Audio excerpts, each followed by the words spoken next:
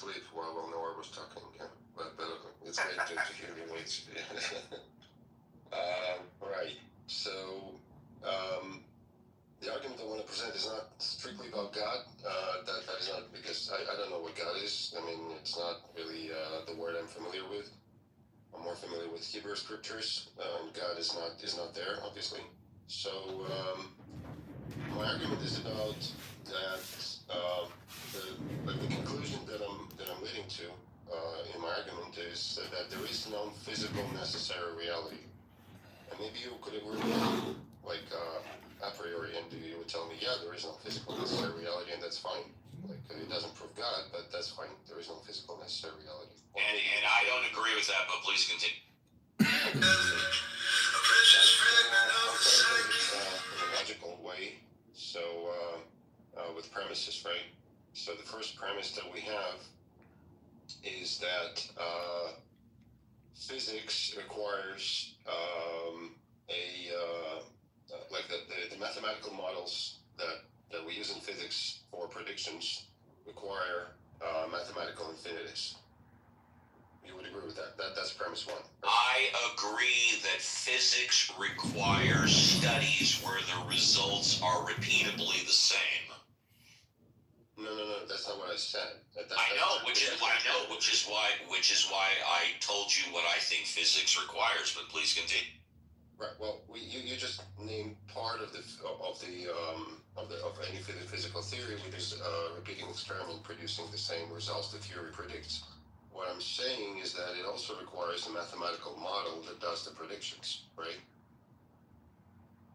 Oh, yeah, well, yeah, if you're going to do a study 1,000,000 times and it comes out the same 1,000,000 times, it does require mathematical precision, yes. No, that's not what I'm saying. I'm saying in any theory, any physics theory, before you do the experiment, or maybe like you can do the experiment, but before you actually create the theory and complete it and make it an actual scientific theory, you need to have a mathematical model that predicts the results of those experiments, right? That's a necessary thing. I'm not a physicist, so you please continue.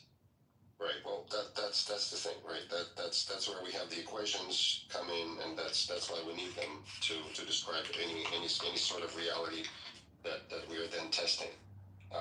So my argument, like my premise one, is that you do require mathematical model, and it just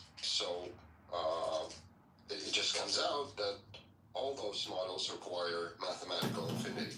They're not. They cannot be. How do you define mathematical infinity? What does that mean?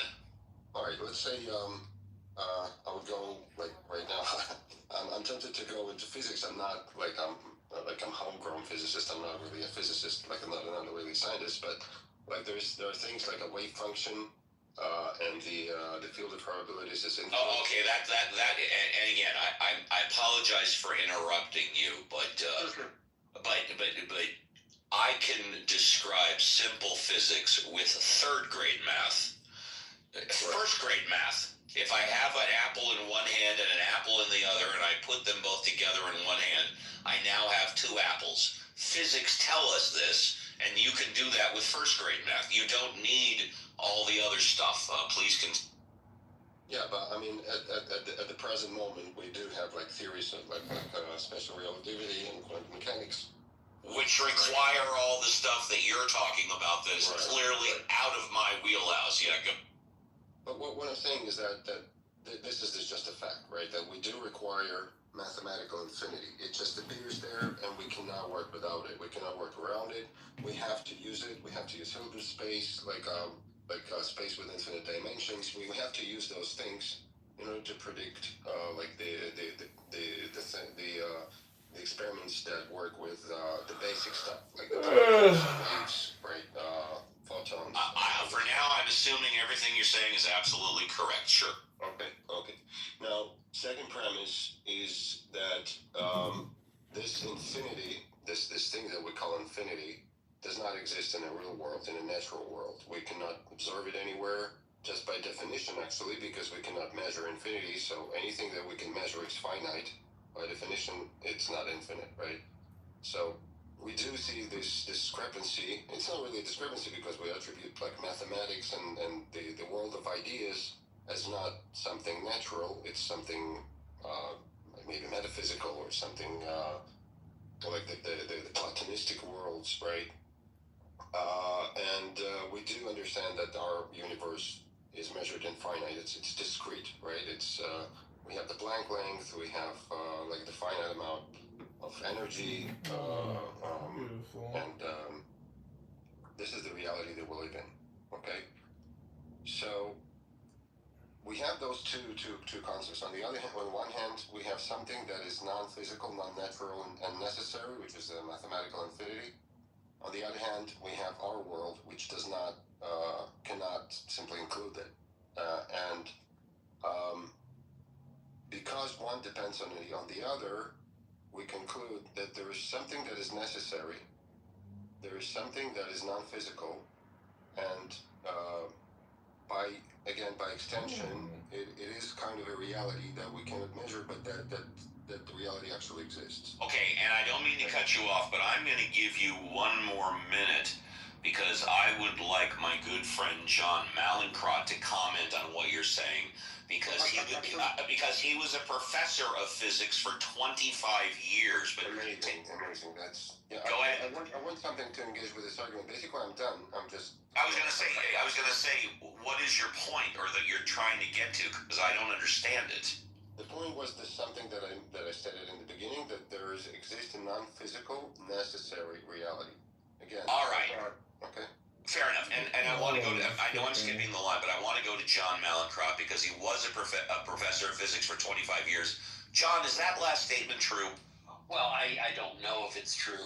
I didn't hear enough, I think, to really understand the entire flavor. So maybe let's make a couple of quick comments, and if we need to go on, we can do that.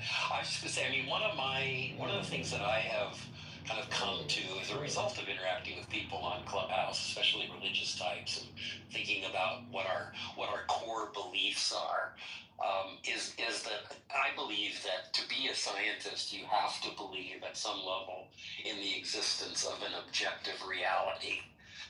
That doesn't mean anything that we can ever necessarily understand. We can't know what that objective reality is, but it has to exist because we depend on the idea that when we set things up in some way, the same thing will happen. And that has to be the result of the fact that there are rules. We have things that we call laws, etc. They may or may not be true, but there must be laws. If there weren't laws, we couldn't do science. We couldn't depend on things happening. So, but that's about an objective, physical reality. And I think Bells, whoever it was talking maybe about a non-physical reality. So I'll just end there. That's basically the argument. You said it absolutely correctly. The objective world cannot be physical in a sense because it will require infinities, right? Because we see that in all our models that we build with mathematics, we do require infinities. And since we do not observe them in the natural world, this objective reality must have them, right? You're saying they require infinities? Is that what you were saying? Mathematical infinities, yes. Oh, well, I guess I'm not sure why you would focus necessarily on that. There are these problems of infinities in quantum mechanics, etc. But I think more, and I wouldn't call the objective reality I'm talking about non-physical. I just mean that there's no obvious way that we can ever know what it is. It's possible that the quantum mechanics and relativity are exactly right, that really is what reality is, but it seems very unlikely to me that that's the case. At the best, it's some kind of a good approximation, and we can never know, right? Even if relativity and quantum mechanics never end up making a mistake, which they haven't so far, that won't mean that they're right. But I don't carry that. I don't think of that as meaning that the objective reality isn't physical, just that it's inaccessible. What do you mean? If What do you mean inaccessible? I'm trying to understand. All right. Well, inaccessible in the sense that, general relativity has curved space-time. Is space-time really curved? Oh, I doubt it. I don't know. That's just a mathematical model that we carry around in our head that maps onto the real world really well. We do experiments, we make Well, we can predictions. predict stuff, They right? turn out to be right. Sorry? I can predict stuff. Yeah, that's right. And it does a really good job. As far as we know, quantum mechanics and relativity have never made a wrong prediction. I shouldn't say as far as we know. They've never made a wrong prediction. But that doesn't mean they never will. They might be not quite right. Maybe there's a realm in which we haven't checked them out closely enough yet, etc. Maybe they are. Maybe they are. I am But the that door. seems very unlikely. And one of the very first things that John taught me is the purpose of science is not to prove what we already know, but it's to disprove what we think we know. And new on stage is it Jace, and then I think Daniel, but let's also say hello to Cora. Happy Thanksgiving, Cora. Yes, good morning. You're still waking up. Yeah. We can give you more time. Daniel, have you spoken yet, Daniel? Daniel going once, Daniel going twice. Okay, I know Jace hasn't spoken. Hi, Jace. Happy Thanksgiving, Jace. Jace going once, Jace going twice. Okay, Kareem just came on stage. Hi, Kareem. Happy Thanksgiving. Cannot hear you, Kareem. Kareem going once. Kareem going twice. Okay. Meg wants to come up. Meg. Well, Kareem, you might want to back all the way out and come back in. Meg, good morning. Happy Thanksgiving. Good morning. Happy Thanksgiving, everyone. Meg, let me set this up. I haven't spoken to you in a while. Meg is my expert when it comes to eating and living a healthy life. Hi, Meg. Oh, well, you're too kind. You're too kind. Well, yeah, I always say the truth is most medical doctors don't know much about nutrition, the microbiome, food sensitivities, micronutrients, and or all the chemicals and crap in our food supply. And that's where I come in. My name's Magnificent. I'm known as the anti-diet dietitian. And I was put on this earth to change the way you think about food.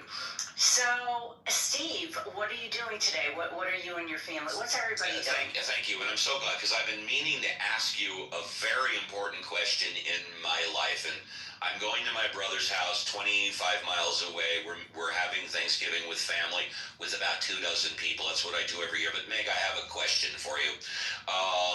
As you know, I cook a lot at home and I like to make soup. Now, Meg, when I start my soup with water and fresh vegetables, celery, carrots, onions, and then I mix in a little meat or whatever, or even if I do a vegetable soup, and then I bring it to a boil and I let it simmer for hours, and then it gets nice and thick and it's ready to go. I add salt, pepper, taste, so it tastes good.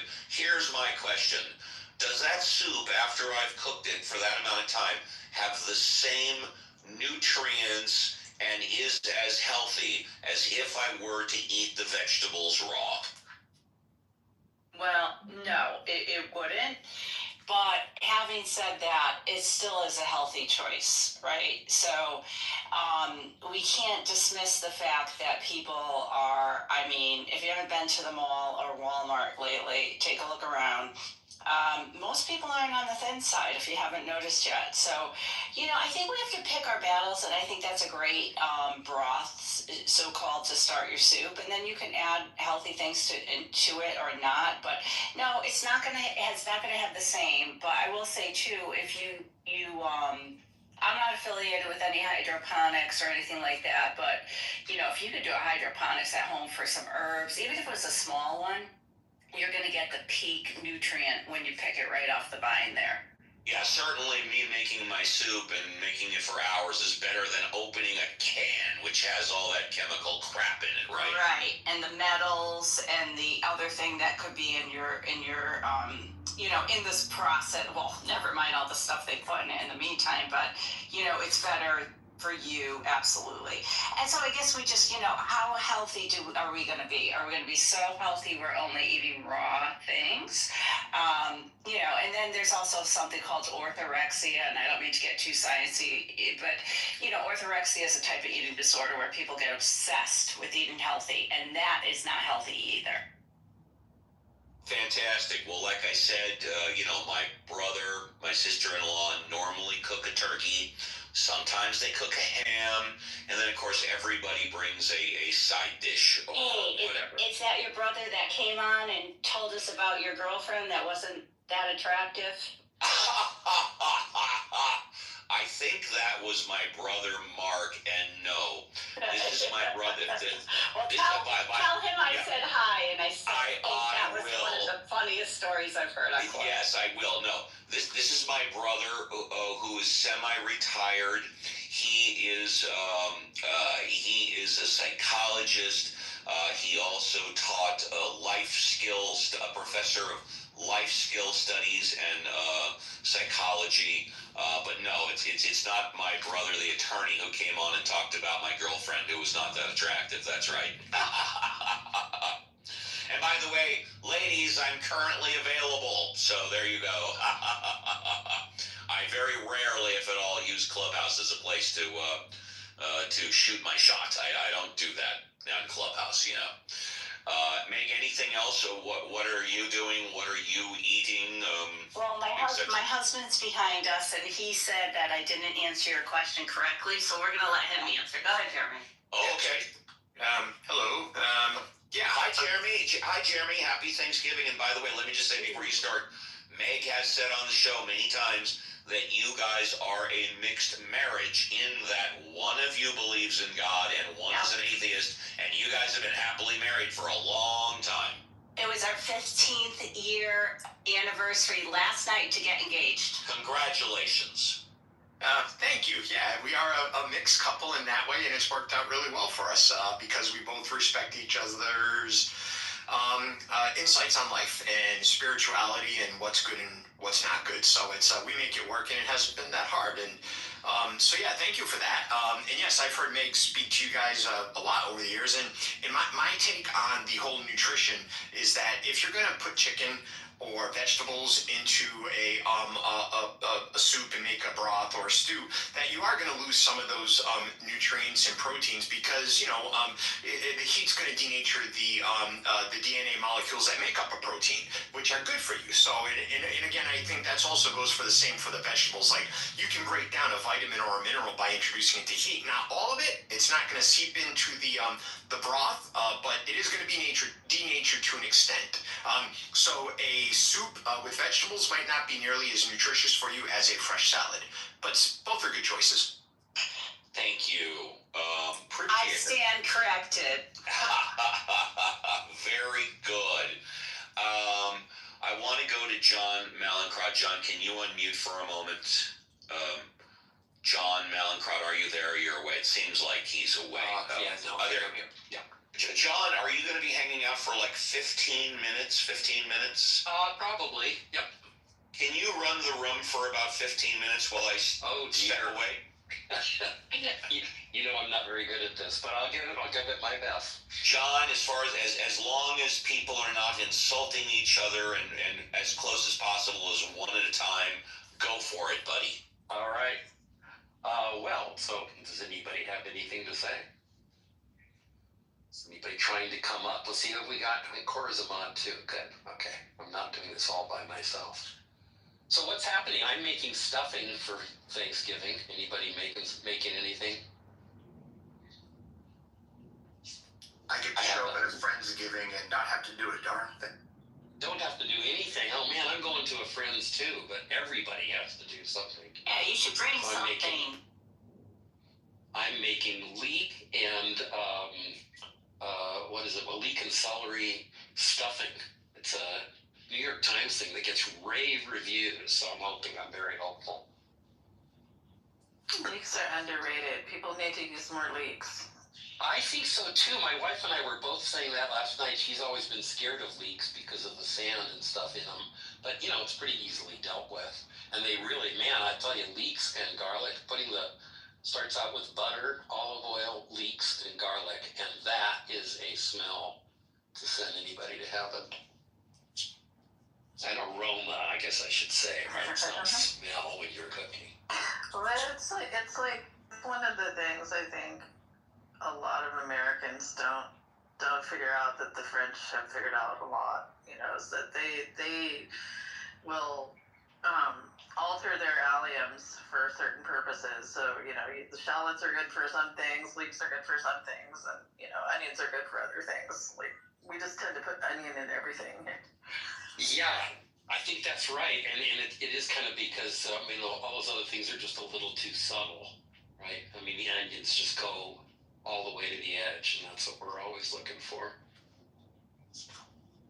One of the best easy salad dressings you can do is just render some bacon and soften some shallots in it, and just deglaze the pan with a little bit of vinegar.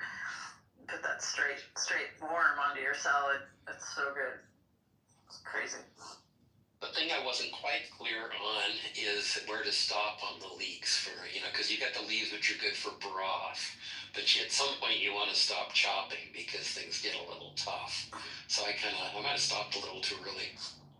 I tend to stop right where the light green part ends, and then you can save the top, the darker green bits, kind of where it starts splitting, Yep.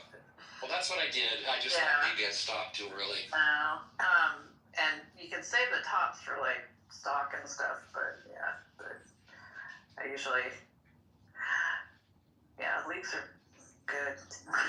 Now I'm thinking, I want leeks now, because one of the cool things you can do is just make a leek gratin, where you just put them in 1.5-2 inch pieces and stand them up like little soldiers in a gratin casserole, and then just throw some cheese and cream on there and roast them. It's just oh my god, it's so good.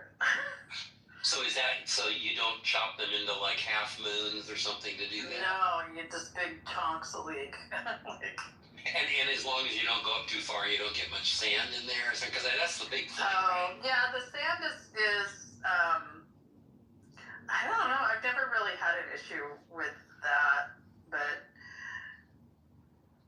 I just you just gotta rinse the hell out of them when they're like that. So. Well, I was looking for a new turkey stuffing dressing, I guess you call it, when it doesn't go in the bird, recipe this year, because I realized that the dressings that I've been making the last few years didn't have any celery in them, and I've gotten really fond of celery over the last year. That's so the best part of the dressing. It is. I mean, I can't believe I've never done it. Yeah, that's my favorite part. I like making oyster dressing too, though. Oh. But that's just because I'm a coast girl, so. One day I want to put chestnuts in there, but I don't even know if I'd recognize a chestnut if I saw one. Oh yeah, just go to I have Ukrainian markets all around me. You can just get jars of chestnuts. Well, I think I did see them. I was in Italy earlier this month, and they do seem to have chestnuts over there, but I still don't really. I mean, so I saw them, but they still didn't make an impression. Anyway, any other cooking stories? Anybody have this? I think we're emptying the audience here. Nobody wants to cook, I think. I have no one to cook for right now, so I'm just other than myself, so I'm not gonna make any Herculean efforts. I used to, when I was still with my boyfriend, we would have Canadian Thanksgiving, in which I would make all of the Canadian things that he wanted to eat, like butter tarts and back bacon and all that other stuff. That's in October. And then we would have usually a roast chicken on American Thanksgiving, and then prime rib for Christmas time. So no Canadian bacon pizzas. Well, that's what back bacon is, but yeah, it's most people haven't had real Canadian bacon. It's funny. It's the ham that we put on pizza isn't really Canadian bacon. Back bacon it's like cured pork loin that's been had the outside of it dried in either pea meal or cornmeal. So. All right. So today, what I'm gonna do? I'm getting a 45-day dry aged steak, like a beefsteak of Florentine. I'm gonna cook it over embers from a fire I'm gonna make myself. Then white asparagus with duck fat. Probably those chanterelle mushrooms. Is that what they're called? Those expensive mushrooms. Mm-hmm. They have them at Costco right now. You can get like a pound for $9. So. Yeah. Well, I'm going to Italy, which is like this. I don't know if you've been there. I think the first one was in New York City, but there's a big one here in like the Wilshire district. Giant Italian market. They have like all that stuff. So Nice. it's a little more pricey there. It's not going to be Costco prices, but I think those tomahawk steaks, those like big Italian tomahawk steaks, they raise those actually right outside Portland, like near the river. They have those particular cows up here. unfortunately, it's a different species than what we. And again, in Italy, they use like a different cow. I think it's all Angus here, or cross. No, they have the real like the big bony white cows, the crazy ones. Yeah, they do. They those up here in Oregon. Yeah, they're raising them. It's crazy. So, Chase, you sound like Roivas. I don't think modest views. I would never say that. Oh my god. I really set people off. I've noticed that, and but not today. Today's a holiday. Okay. Sharing food with the Indians. One about it. A very Roivas thing to say. Dead air. Steve's gonna fire me. Welcome to the stage, Daniel, Jace, John, Cora. I just want to say thank you to the Mod Squad and all the Clubhouse. Nicely done, Sam. Take over. On top of the hour, I saw we got Silent Columbus. for a second, but then she disappeared.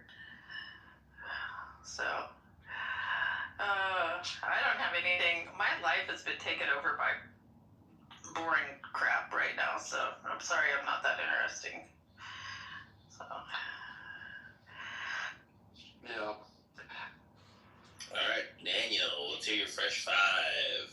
Talk about Yeah, Daniel. Hey, wake up. 5 minutes. Wake up.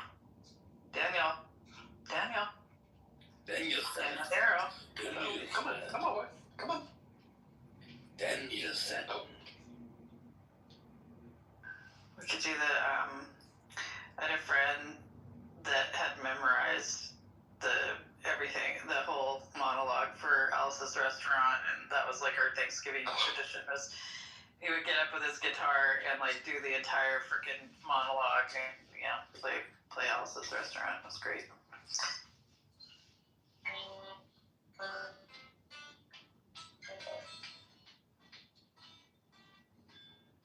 I used to do it.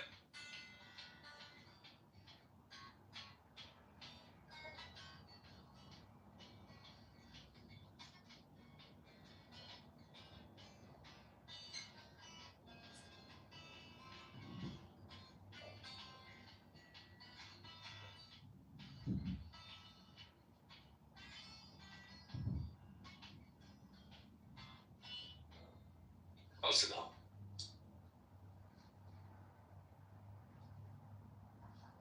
I think every Thanksgiving moment in it where someone stands up and says, "I want to kill." Over there on the Group W bench. Oh my goodness. I don't want a pickle. Just want to ride my motorcycle.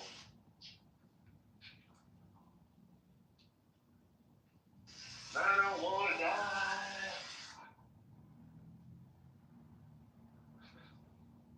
So we have a young friend staying with us who was just professing her love of the Stray Kids.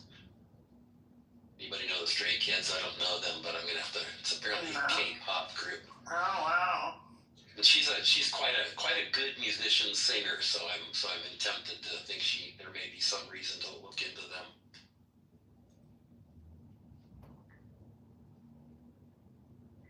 Corey, you ought to come down. We're going down the street to our. I don't know if you know. So I have a sort of daughter, Claire, who's moving to our house down the street. The one that Benjamin glommed on. Right. That's right. And she and her husband throw amazing parties. So we're going down. I think they got 20 people coming over for Thanksgiving. That's why everybody has to add in. They've been. I think they've just gotten their kitchen remodeled as of hopefully finished yesterday, because it's a relatively tiny little place, and they just they do amazing foodie kinds of things. Yeah, we have to make the rounds this summer. Get to the stage. Hey Andrew, guess what you got for us today? You got a fresh five. Yeah, Andrew, take it away. I'm gonna have to make the rounds to all the pool parties this summer with my new boobs. Sorry, I just in the shower. I'll be back. Will they be bigger? Oh God, no! Please no. No, I'm actually quite excited to lose about a third of the volume. Yeah. Yeah. Well, I hope that goes. When is that all happening, Cora? Sometime in December. I don't know. I'm not on the schedule yet, but it has to happen before the end of the year. I just got. They took my biopsy and genetically sequenced the cancer cells and came back with a result that says I don't have to have chemo before surgery. So now I'm getting surgery before the end of the year. So yay. Yeah. I hope that all goes well. Here goes Steve. And the restaurant. But Alice's Restaurant is not the name of the restaurant, that's just the name of the song. That's why I call the song Alice's Restaurant.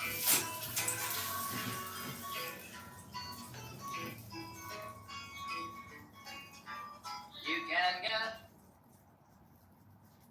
Fucking faggots always trying to fuck with my copyright.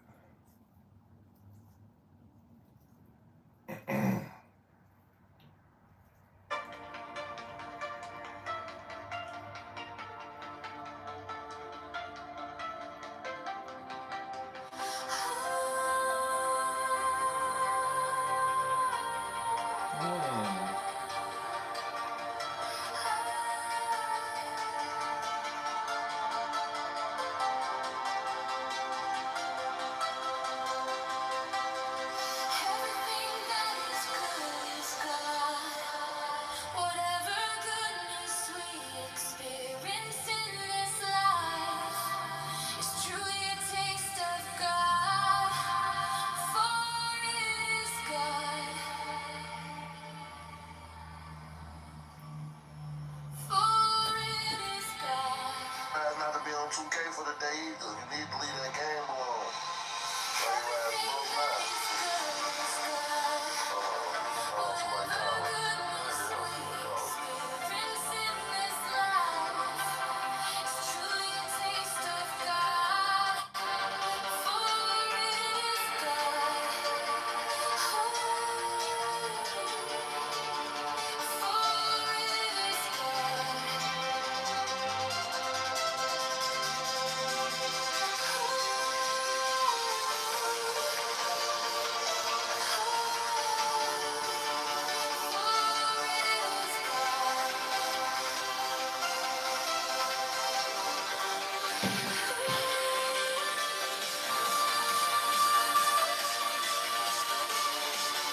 Time to turn up the volume.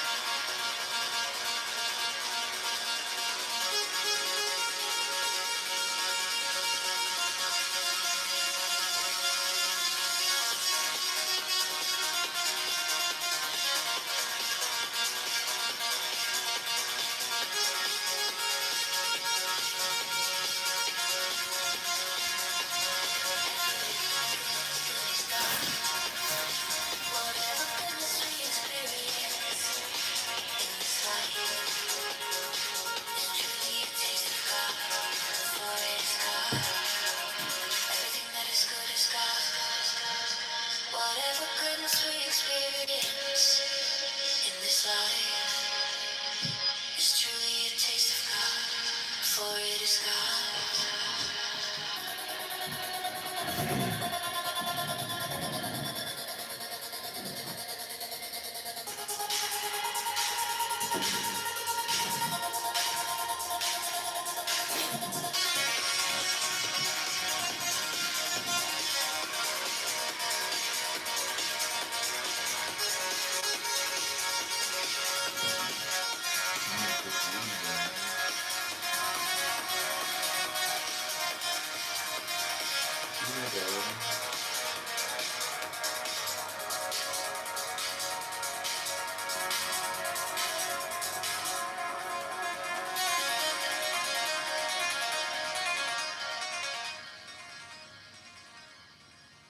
He died not for man, but for each man. If each man had been the only man, he would have done no less. He died not for man, but for each man. If each man had been the only man, he would have done no less.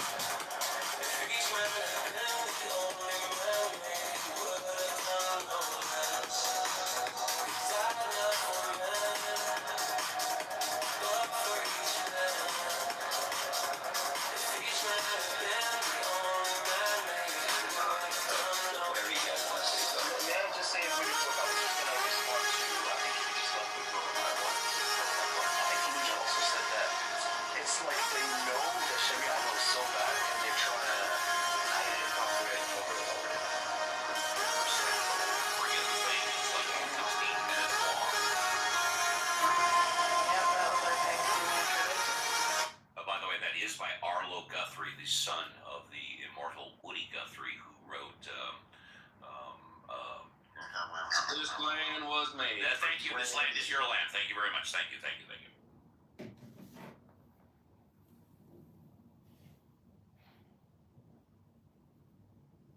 He wrote the whole Columbia River songbook too, and was living out of an apartment about a half a mile from my house down by the river. neighborhood.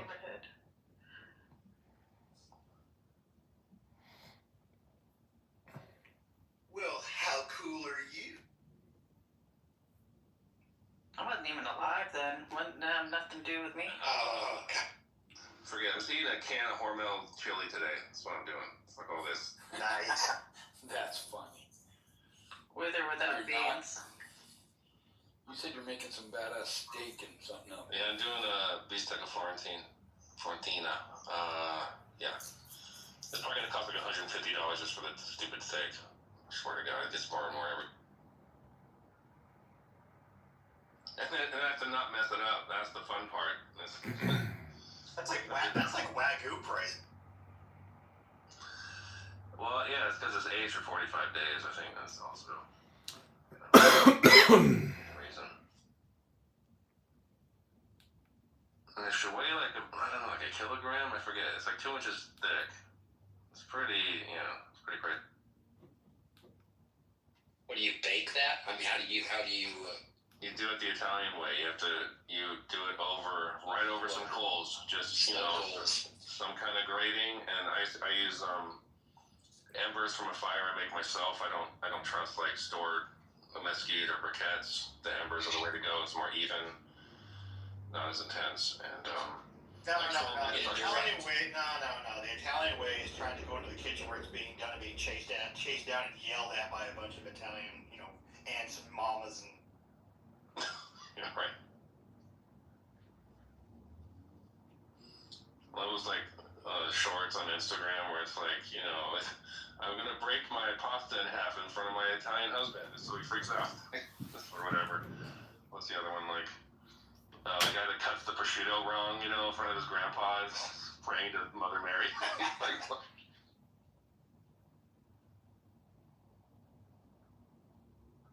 And don't mix onions and garlic. It's not the way the Italians do it. Yeah, But it I never tastes did so that before. good. Oh, sorry. I was just gonna say it tastes so good. Please go ahead. Well, Yeah, today was like, I found that out for the first time by watching that one clip with the American lady that was cooking, and then that really pretentious Italian chef guy comes on there and says, "Oh, we don't do it that way. We don't mix the turkey." I had no idea that.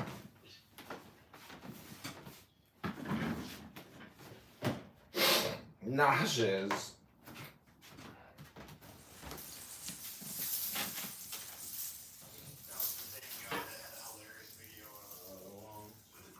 Sing you happy Thanksgiving.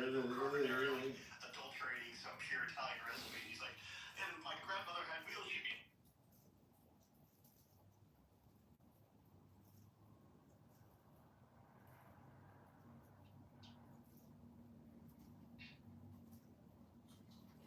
so, yeah, you don't add anything to fucking this bone, man. Okay, you don't add anything to it. You just cook it on the fire, and not the fuck with the embers, right? And then when you're done, I said you drizzle nice olive on it and some coarse salt, and that's it. There's do not overthink it. No, trying to explain that to people that like if you get a good cut of meat or like a really beautifully like sun-ripened tomato, don't put anything on it but salt and pepper maybe. Like that's it. Tastes good on its own. Yeah, at the end you slice it. Like I said, you put drizzle olive oil on it, and some coarse salt. I agree. Salt, a little pepper, butter, rosemary, and Too much taste. Not for this one. No. You fucked it up. Yeah, it's not this one. If you're doing like a normal like a filet mignon or something, sure. Yeah, a beer strip. I'll put a bunch of thyme in there. I'll do olive oil first, and then I'll add an olive oil, and then sage is even better. Fuck that rosemary. Sage, like butter fried sage, is amazing. But yeah, it's a different.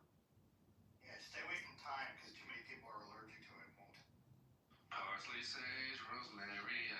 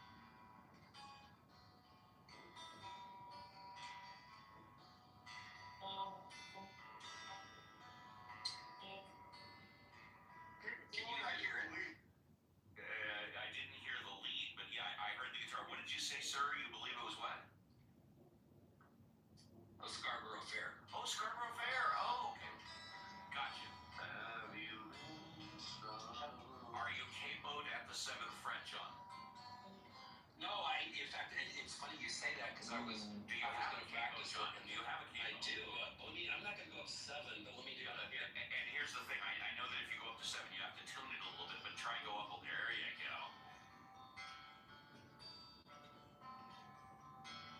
What is it?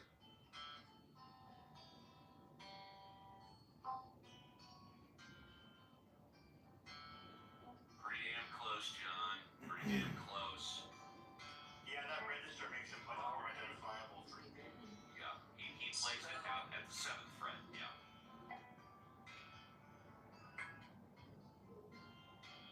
Any of you cons going to Scarborough Fair today? Not bad, John.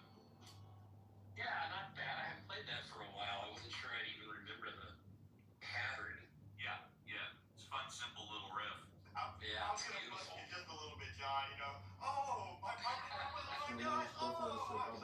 I knew it sounded familiar, but I couldn't. But I was trying to remember the beat, that ending of. It's on the A string, and it's a walk down from C.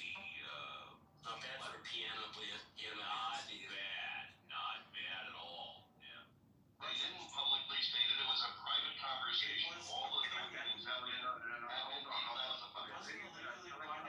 wasn't a private conversation.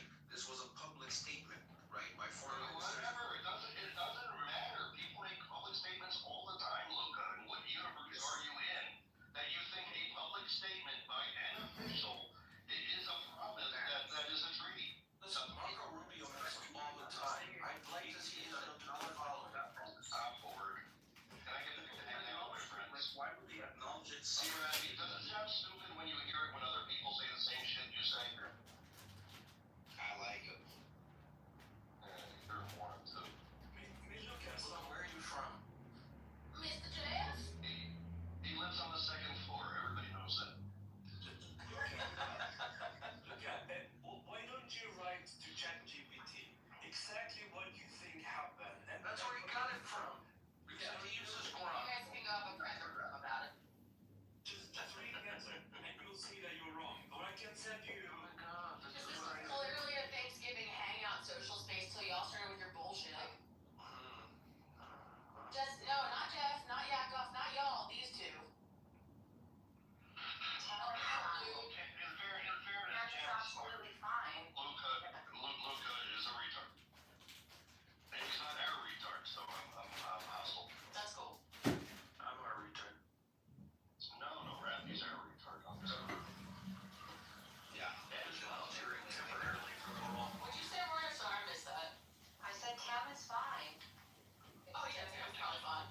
He'd be chill if we were talking about any other topic. Yo, Tam, you cool? And he's fine with us because he's not stupid. Everyone be nice. Long time, Tam. I would You're nice. You're nice. You know what you're just debating. I just resent having to argue with like deny things like gravity, Right. It's annoying, triple isn't it? force, Right. like the difference between a signed agreement and a statement held in front. Like this is just dumb. It's a waste of time. This is exactly one of the arguments I had with my husband back then. And he was bringing up the same argument that, it's an official claiming something. I was like, it's not a treaty. Like, I had this exact conversation with him. Oh, is that why you gave me hard twice? And I think it's like a Muslim, pro-Russian point that they all have. So, Well, I mean, it reminds me of how Palestinians argue. yeah. They make up their own facts, and then no matter how many times you disprove it, they say, but, and then they make up more facts because they're retards. It's just part of the broader movement of this kind of anti-imperialism that trying to undermine anything that comes from the West is automatically bad and wrong and lies. It's Exactly. just broader part of. So these people, they're not principled. They're not looking for the truth. It's because it's against what the West says. So then they go against it and take the opposite view. So that's why they will happily side with Russia in this case. I mean, but Rafi, something that I find pretty interesting is that given that Russia has had huge They have made huge deals with Iran when it comes to these Shahed drones and everything. They have paid Iran loads of money. How can you sit here and defend Russia while they are supporting Iran? I don't get it. Can you answer that question? I'm really curious about that. And people, Family tradition. Well, first of all, that's a stupid question. I'll tell you why. Because in a place like Russia, or let's say you're Chinese, or any other, again, we're not going to cite them because they don't share the same Western values. But where the fuck do you expect Russia to get it from? America's not going to sell them drones, correct? No, but that wasn't his question. His question is, how can you support Russia when they're enriching Iran? Well, Israel. They're in a war. They have an option. They need these drones. And they're not going to get them from one place. Somebody's not going to sell it to them one place. They're going to go, I understand that's our enemy. I'm not happy about it. But Russia's put in that position. You can't say that. Russia's put in that position to buy it from them. so you're defending Russia here. Oh, I'm not, again, I'm not happy. I told you I'm not happy. You're not listening. Is it a just war, Rafi? But it's a war at the end of the day. The more you Oh my God, Rafi! Seriously, you sound retarded right now. Rafi, are Russians in the wrong? Are they Russia? Rafi, is Russia in the wrong? Okay, I just before you answer, I just want to say no. I'm not holding on. It's my room. Sorry. I just want to say it's now been 11 minutes since Luca hasn't been able to fabricate the document that he claims exists. That even if he showed it to us, wouldn't matter because it was it's confirming something from someone that it doesn't make it a treaty, international law, or binding in any way. So hopefully, keep looking on manifesto.com, Luca. You'll find it. Go ahead, Rafi. Answer I it. think he left the room. Oh, even that. He left for me. Like immediately As after I I said, I'm not happy, but it's kind of in a weird place. If they would have went and bought from China, and let's say China was a threat to the U.S., and a person from the U.S. would ask me, are you happy that Russia's buying drones from China? Because Americans aren't happy because they're enriching China, which is a threat to the U.S. So, no, I'm not happy that they're buying from Iran, but they're kind of put in a position that they're going to buy from a country that is probably not going to be a Western-friendly country because they're the only ones that are willing to sell them anything to keep them in this war going. So on which side they're fighting, the good or bad, I'm not here to judge. No, come on, judge.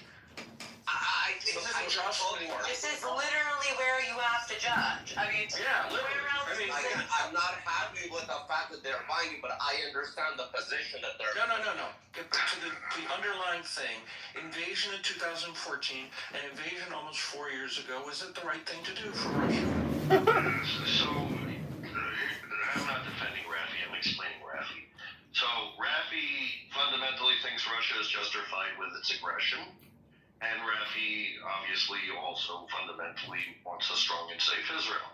Rafi is doing something called compartmentalization, which people who are amoral are more capable of doing than regular people like us. He's a little retarded, but he's our retard. So it is what it is. We're not going to get what we want out of him because it is what do you call it? Cognitive dissonance. And he's not capable of coming up with an explanation that's elegant enough to try to fix that. But it is. We can all recognize it. You either pick the Russian justifications or the safety of Israel, and Rafi's not capable of choosing because he loves communism and. No, I don't think he loves communism. He loves Russia. And you won't back me up on this. I said they're both pieces of shit, Russia and Ukraine. Ukraine isn't actually relevant so much in this. I'm just saying, because Dam's correct. Dam's correct. At the end of the day, by supporting Russia and promoting it or thinking it's justified in any way, you are actually promoting ideas that lead to less safety for Israel and Jews worldwide, because Russia has 7 decades of promoting the hatred of Jews in Israel worldwide. I mean, that is cognitive dissonance. Someone who wants to argue with you can call you out. I'm not. I'm just explaining that you are a retard and we love you anyway. And Rafi, they could both be pieces of shit, Ukraine and Russia, but international law states you really don't want to like just invade other countries. It's really not the right thing to do. Rafi, I just looked into how much they have traded in billions of dollars since the 24th of February 2022. It's $14 billion that Russia has paid Iran. That's quite a lot of money. Again, I'm not happy. I will repeat that. I am not happy. But if, again, forget about emotions, forget about Israel right now. The reason, again, I'm not happy that they're enriching Iran, 100%. I'm not happy. I'll repeat it again. But forget about Iran and Israel right now. What is Russia supposed to do in this case? Where are they supposed to get? No, I mean, Rafi, that's valid, right? Like, if you are speaking from the Russian perspective, which of course is the problem, you are speaking from the Russian perspective. Being a Canadian Jew,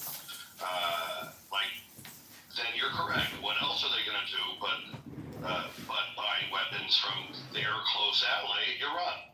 I think what everybody else is asking, and I don't think you're capable of reconciling this, is how, as an American and as a Jew, as a Canadian and as a Jew, can you be so stuck in the Russian perspective that you can't see that, like, if you support the West and if you support Israel, that your support of Russia is in conflict with your lifestyle.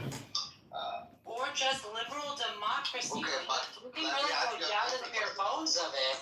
So, but is China considered to be a threat to the U.S.? Let's ask you this. Yeah, of course. Okay. Of course. But you're just moving the goalposts. I'm not moving the goalposts. So let's say they didn't buy from Iran. They bought from China. Look, we don't have to say, let's say, Rafi, they are buying from China and they're selling to China. I understand. They're also, the more interesting question is actually they're selling to India, and that's a very interesting question also, but not relevant to you. Moving into China doesn't change the fundamental problem, which is you support a regime which is anti-Western and anti-Semitic. That's what it boils down to.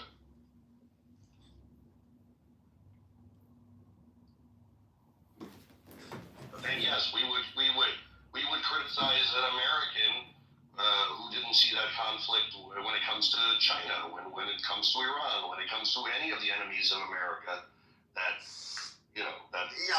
Of course, from a Russian perspective, it makes sense. They're a pariah.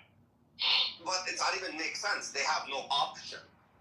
What are the other options? Fine. They have no option. That's the other thing. They have no option. You put them in a corner like that. Right. Their option would be not to invade Ukraine. Okay. So you can say it for every other country that was ever in a war. That was their option. Wars are gonna happen. No. So I think the questions aren't around whether or not Russia should have made the choice they made. I think the question is coming more from the standpoint is how can you, as a beneficiary of the West, living in Canada, you with all your other worldviews, be so stuck inside the Russian perspective. And I think it's a valid criticism. I just don't think again, I'm not really stuck with the Russian understanding how problematic it is. No, I understand exactly how problematic it is. Again, I said I'm not happy. But if I have to think about the other side, they had no option. Well, they had no option. Which other side? Like the Russian side. Even forget about Ukraine. Where is Russia capable of getting their weapons prior? Maybe they stopped the war. This is just enabling them. Was Russia ever prior to the Ukrainian war was able to get weapons from any NATO country? Supposedly, first-rate military power. Can they purchase or sell? No one trusts them. Develop. No one trusts them. More importantly, Russia always made their own weapons. Yeah. They didn't try to buy NATO weaponry. All of your points are irrelevant. Like, poor Russia. No, I just again. Look, the majority of their defense budget, unlike America, goes into development. The majority of our defense budget goes into training. So, they chose to develop really advanced weapons. They chose not to develop these little things that they're buying from Iran.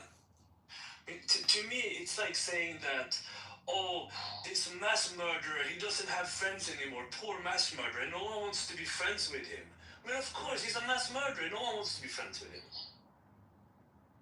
I mean, Well said. mass murderers might be fun in certain situations. Have you ever tried to do a escape room with a Rafi, if it makes you feel any better, Luca, much bigger retard than you. Okay, but not but Rafi, I have compassion for your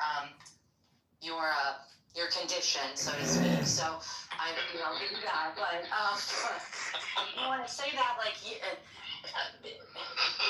consistency and logic is the sign of actual intelligence and deep comprehension. So, we could play this game where we can just change Putin with the Ayatollah, and you can go ahead and make similar arguments as well, could you not? So, I'm just saying that you have to work on your consistency. You really do, because again, I don't like both of them. As I told Jeffrey a few weeks ago, I don't mind them killing each other off and then somebody coming in and finishing off the job. Whoever's left, a few here, a few there. As I said, if there's gangs on the streets of New York or whatever, let the gangs kill each other off before you send the innocent police officers in there to risk their lives. Rafi, all I can say is they're going to be speaking Polish in Moscow by the end of next year. literally the point of a social contract is that we give up certain rights so that we can have public safety. I mean, some of these fundamental aspects of just democracy and things like that, you got to really get a better grasp on. I mean, again, let's just, fine. I don't want to get into it. Happy Turkey Day. Yeah, maybe we get back to the turkey conversation. This has been wonderful. I never knew you guys do it on a Thursday. I thought you guys do it on a Friday. We're whores. We do it every day.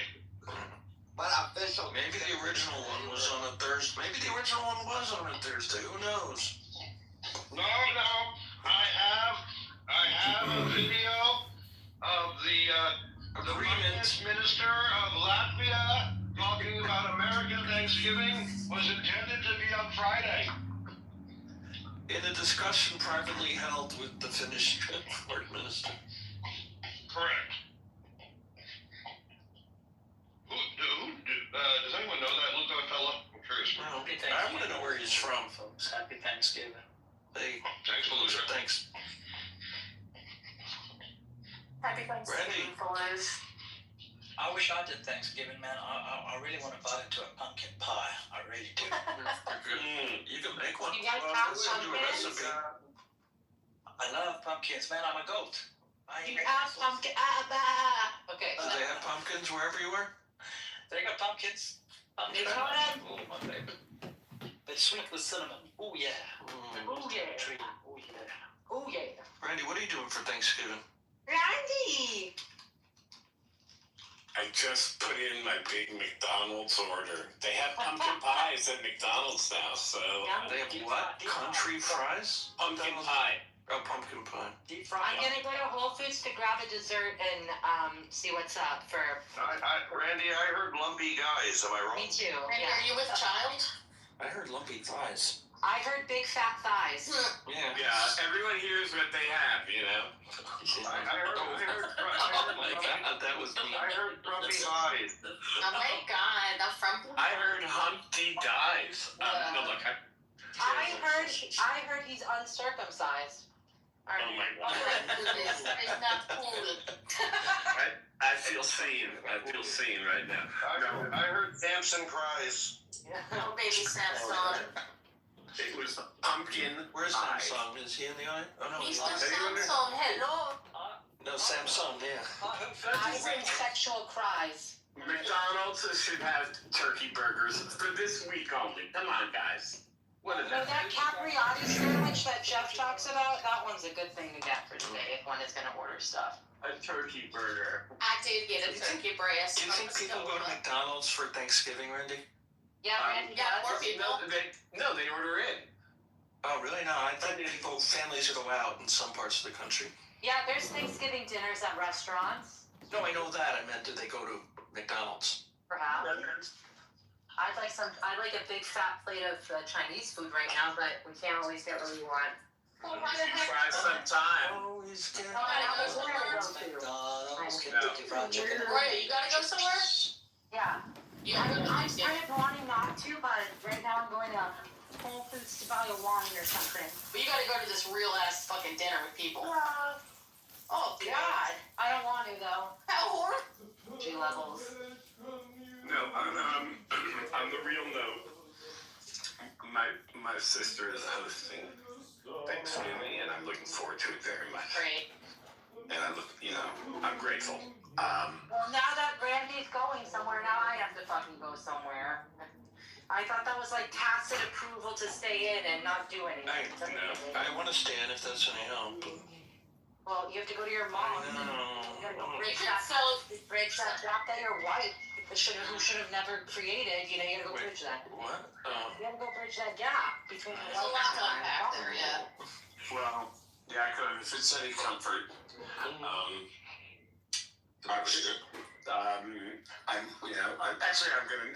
not gonna go there. I'll just say. No bridge and tunnel in your future? Where? What does that mean? I just assumed she lived in New Jersey. I don't know. No, my sister, raised family in Connecticut, and then. You're not going to So that requires a bridge and a tunnel. She got a pied à terre in New York City. I thought I told you that. Pied à terre. Wow. She got a pied à terre. Sound like David B. Is that David B. Jr.? Yeah, she got a pied à terre in the Upper West Side. So yeah, it's going to be very nearby. Very lucky. Oh, fierce. Yeah. Wait, who just dropped in? Dropped out too. Yeah. Oh, David Love. Yeah, shout out to David, it was Seventh Love. Gigi, your mom looked great on her B-Day, homie. Yeah, Gigi. There she is. Yeah, if anyone wants, what a pied à terre is, it's French. It means footprint, and it's for people who have instead of a country house, it's people in the suburbs who have a small apartment in the city. They call that a pied à terre. Oh. So are you gonna go or are you not gonna go? I mean. Yeah, I'm going there. That's where she's hosting, and Okay. it's going to be very nice. And I'm grateful. And Well, you love your nephew, you love your family. So. oh yes, I do. And I'll just share a story. My mom had a friend. My mom's gone, but she had a friend, and this friend is also a fellow Holocaust survivor, and this friend is just somehow completely alienated from her son. Her son doesn't talk to her. So I did call her. We did call her, invite her for Thanksgiving, and hope she's going to come for dessert. And I'm glad I did that. It made me think of my mom. And I invited her for dinner. She said she's doing something with a friend, and the friend wouldn't feel comfortable, so I said, we'll come for dessert. So it did make me think of my mom. And I feel badly for parents who aren't in touch with their kids, Why are they is it over Israel or? No. Oh, okay, because that's dividing a lot of families. Is it? Yeah, it certainly divided some friends and me. But no, I think it's just deep psychological family shit, trauma from years ago. Oh, sorry, man. Yeah, no, my family, it's upsetting to hear about it, though, it is. Especially a Holocaust survivor who has only one son. Yes, you get it. Yep. You get it. That's why it's so poignant, because you know that, it wasn't an easy upbringing. And so it's sad when that's the result. You get it. Good on you, Randy, for doing that. Yeah, but listen, also just as a reminder, kids and parents, it's such a fragile relationship. 1 minute a parent is bringing you up and doing everything for you, and then something can happen and they become non-communicative. It's a very fragile thing. It's just a reminder, that's all I'm saying. It's a reminder to me you've got to be mindful of what's happening out there with my kid. I'll just put it on that. I'll just say that, anyway, just sharing. Okay, baby Randy, I got you. You know what? I think that all of this language around personal boundaries and toxicity, real love, you sometimes have to kind of push past some of these things and accept people for who they are, especially at 90, 80 something, almost, how old is she? 90 something years old? How old's this woman? Old enough to know Yeah, better. and she's 85. She's 85. You would think Right. her son would be able to forgive her or whatever happened, but I think he's married. I We think just he's don't know, so we can't dare assume. You know, and while I appreciate the high-mindedness of the thought, I will point out that perhaps there are people in the room who have difficult relationships with their parents, and perhaps have made the very hard decision to establish boundaries. And out of my sensitivity to them, we should not wax eloquently about this, because no one knows anyone else's circumstances. And in fact, we don't know this woman's son's circumstances, and he might be incredibly justified in limiting his exposure to his mother. Though it's really nice that you have a good relationship with her. It's nice that your mother was there for her all those years.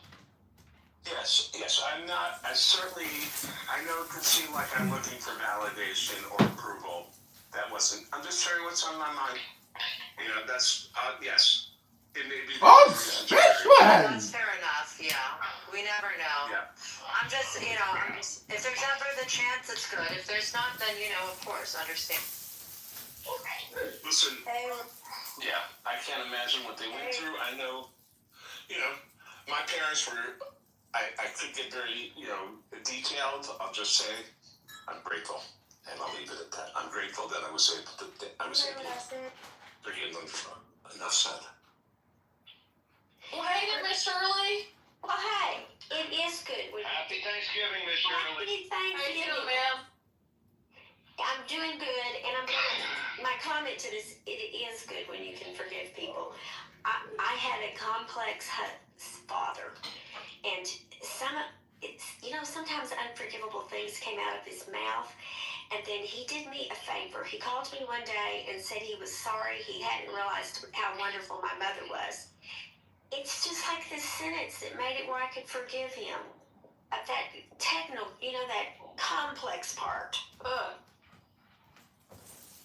And okay, I think that forgiveness is usually for yourself. Okay, it's for yourself, not for the person. Gifts, bro. I promise, I'm.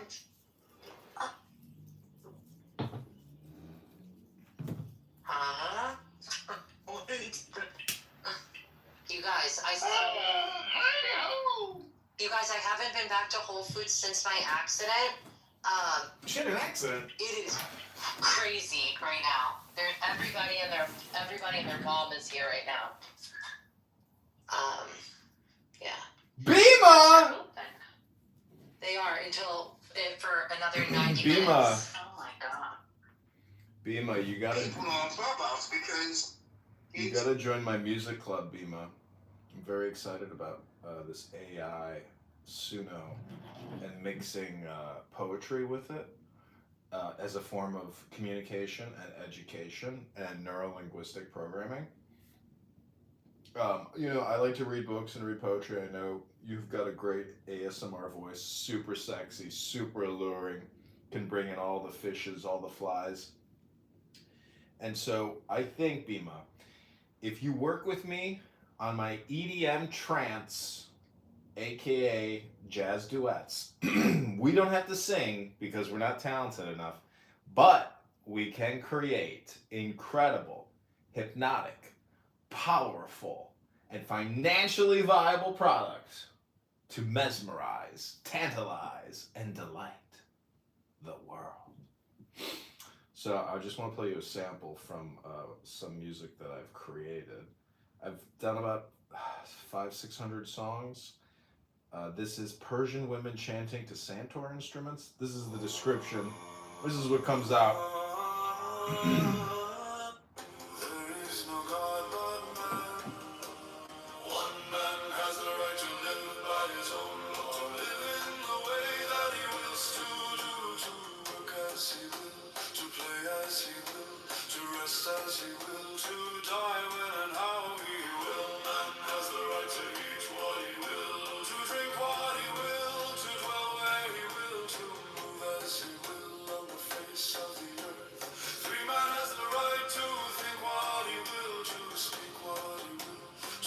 What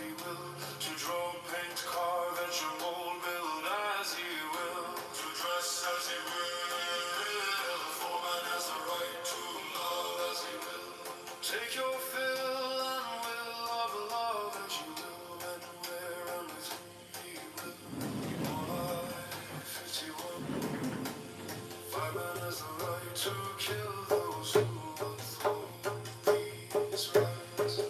The slave shall serve. Love is the law.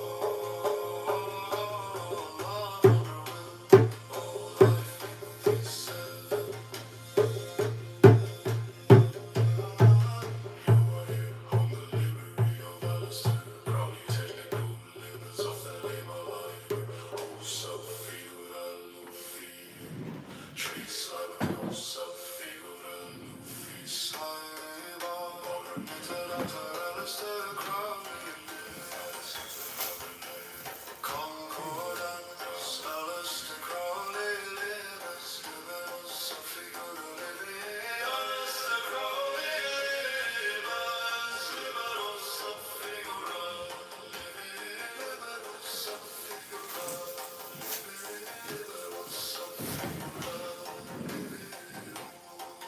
So this is called The Rights of Man. Many people think they know the laws or the rights of man, but they don't. They've never read it.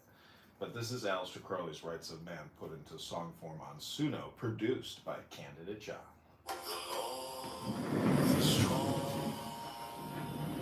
This is our law and the joy of the world. Do what thou wilt shall be the whole of the law. All life for thee.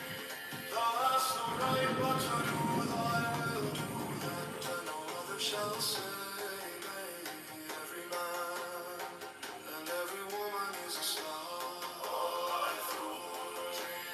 There is no God but man. One man has the right to live by his own law, to live in the way that he wills to do, to work as he will, to play as he will, to rest as he will, to die when and how he will. Man has the right to eat what he will, to drink what he will, to dwell where he will, to move as he will on the face of the earth. Free man has the right to think what he will, to speak what he will, to write what he will, to draw, paint, carve, etch, and mold, build as he will, to dress as he will. For man has the right to love as he will. Take your fill and will love as he will, when, where, and with whom he will. All life is the one. Fireman has the right to kill those who would thwart these rights. The slave shall serve. Love is the law. Love under will. All life is these seven. Ooh, you are here.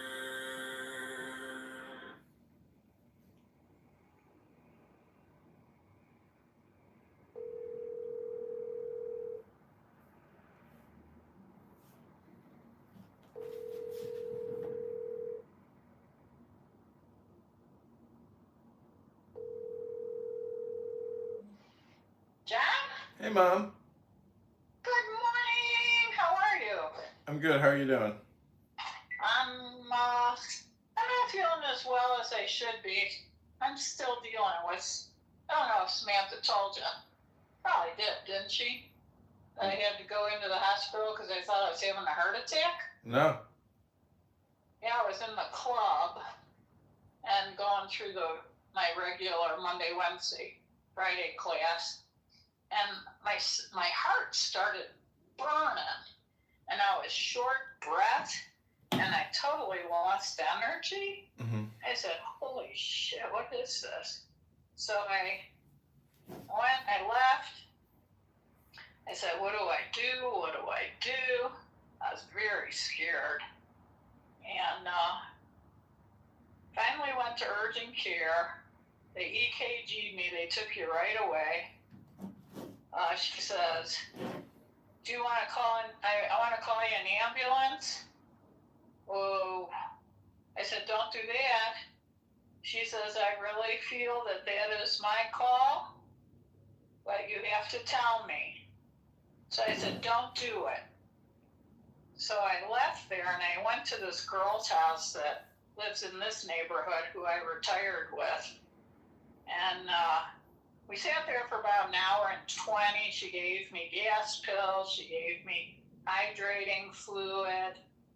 And then she says, you know, we retired. We each have a medical care. She says, I'm going to put my sheets back on my bed. You go home, pack a bag, and we're going to emergency. So we did. Took 5 hours, a lot of blood, EKG, 5 hours. I went home, and I'm still not feeling right. I feel lightheaded. My chest is burning. So I don't know what the fuck it is. I'm still nervous. Something's going on. Well, you gotta lay off those green chili peppers. I don't think that's it. But I have a lot of indigestion. A lot of that, doctor said, lay off the fruits and the vegetables. Take some acidophilus, yogurt for gut health. I don't know. I went out on a walk today, and I'm just not feeling the genie power. I feel lightheaded. Mm-hmm. I wonder if I need my thyroid checked, but that wouldn't be my chest burning. Well, you're so physical, you're not looking at it from a psychological perspective.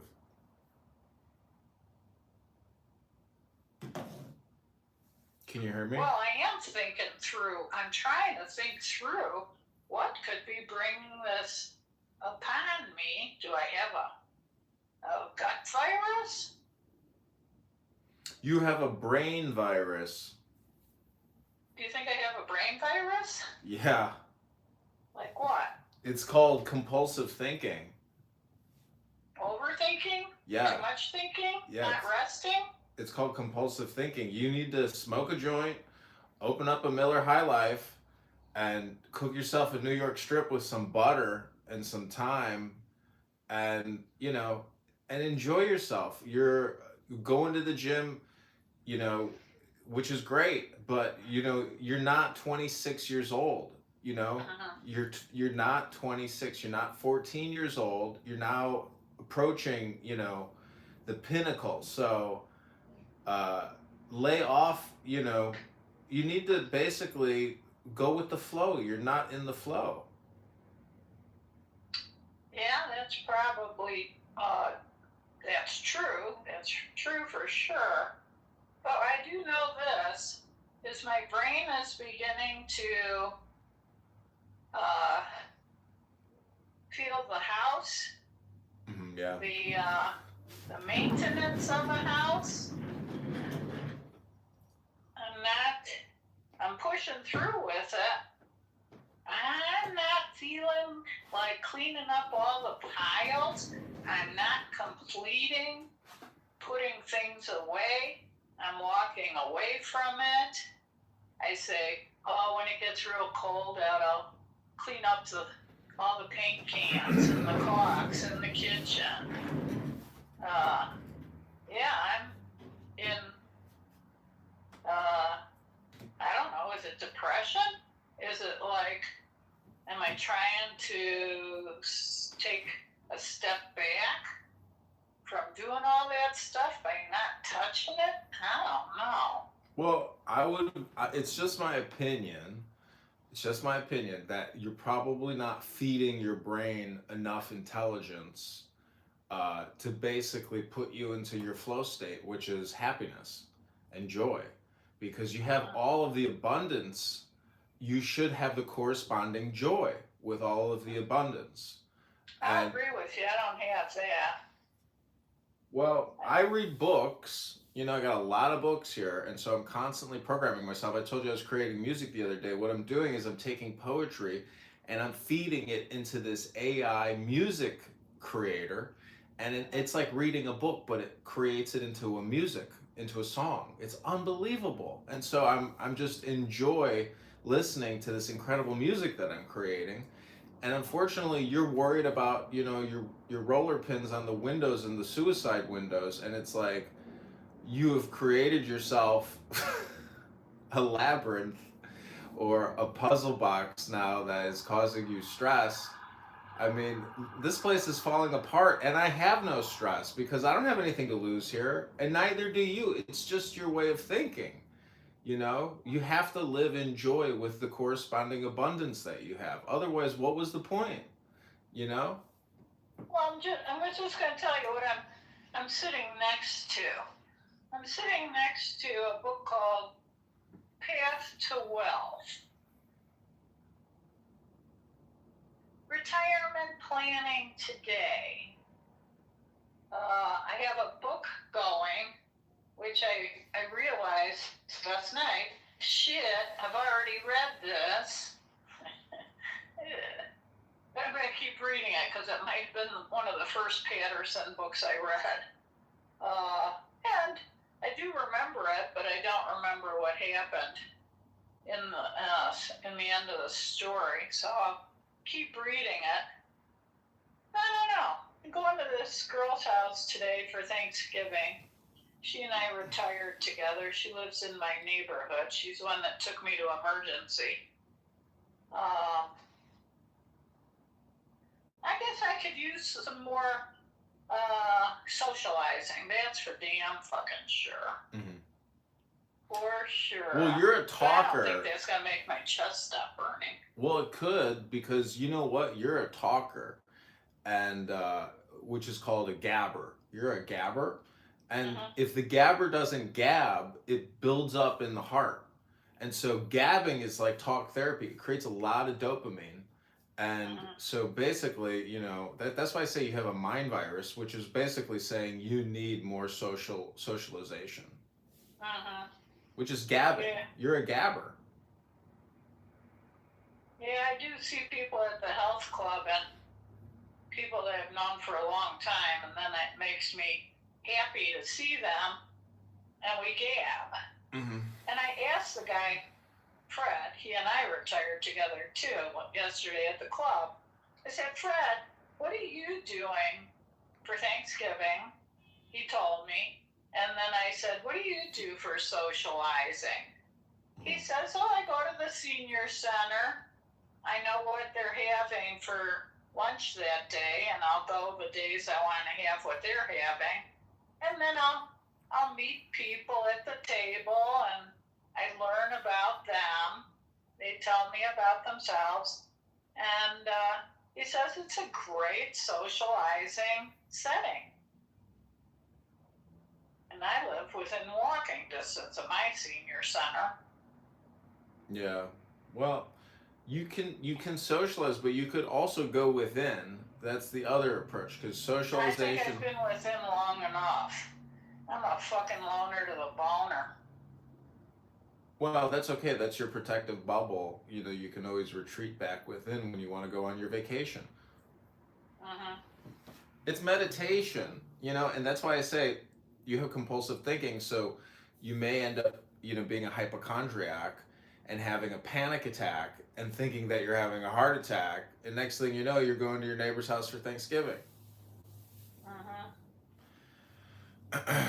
I don't know. I spend a lot, you know, I don't have any stress. Do you know what the biggest stress in my life would be? Is having to get on the train every day to go downtown, to sit in a cubicle for 8 hours, to run back here, to worry about everything here, to run back downtown, to sit in a cubicle for 8 hours, to fly to some other cubicle for 8 hours.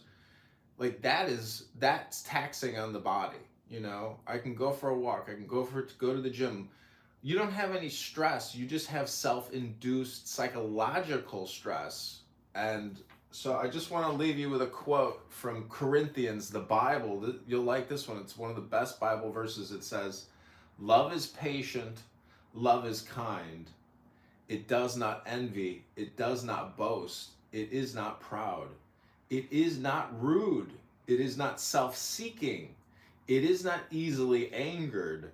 It keeps no records of wrongs.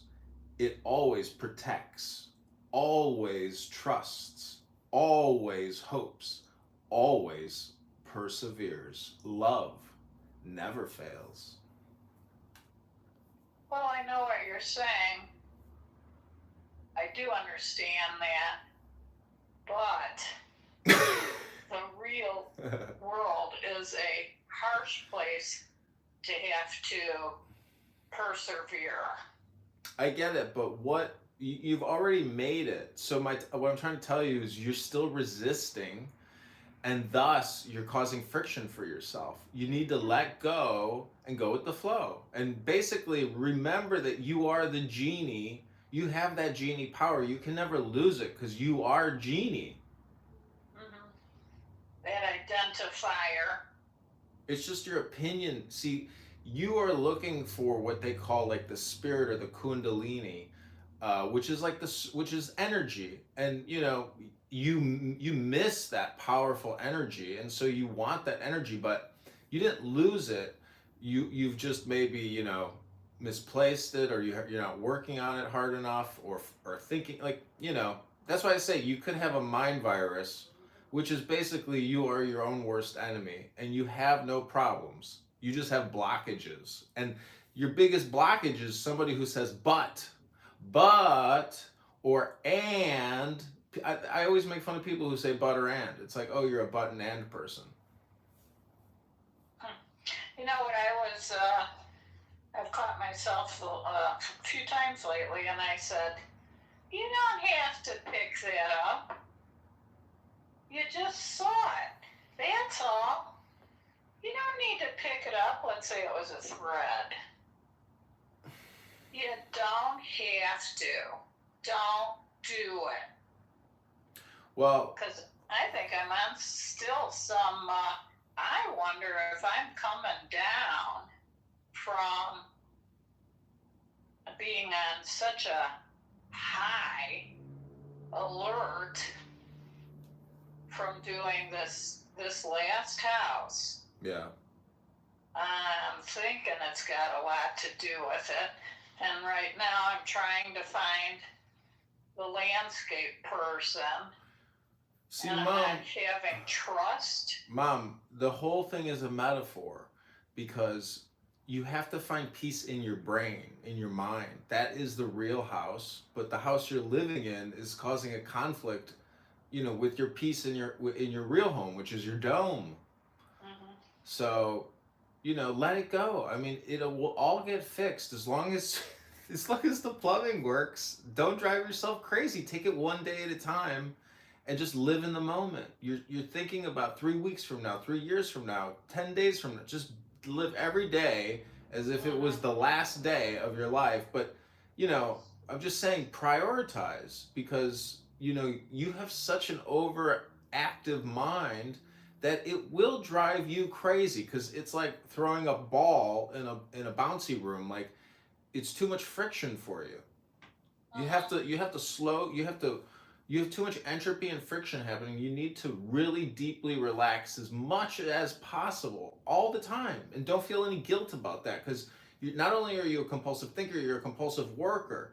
And so you have to learn to live, in your luxury, in your splendor, in your abundance, and really enjoy every morsel, every bite, and stop, that's why I say you have a friction mind virus that you can't control, or you're not in control of. You have this like secondary mind that is in control of your primary mind. Yeah, just this morning I looked up how to strip the top of this teak desk that I found at the curb. It was actual teak. It's got 6 drawers. It's fantastic, and so I know exactly where I want to put it. I want to start journaling.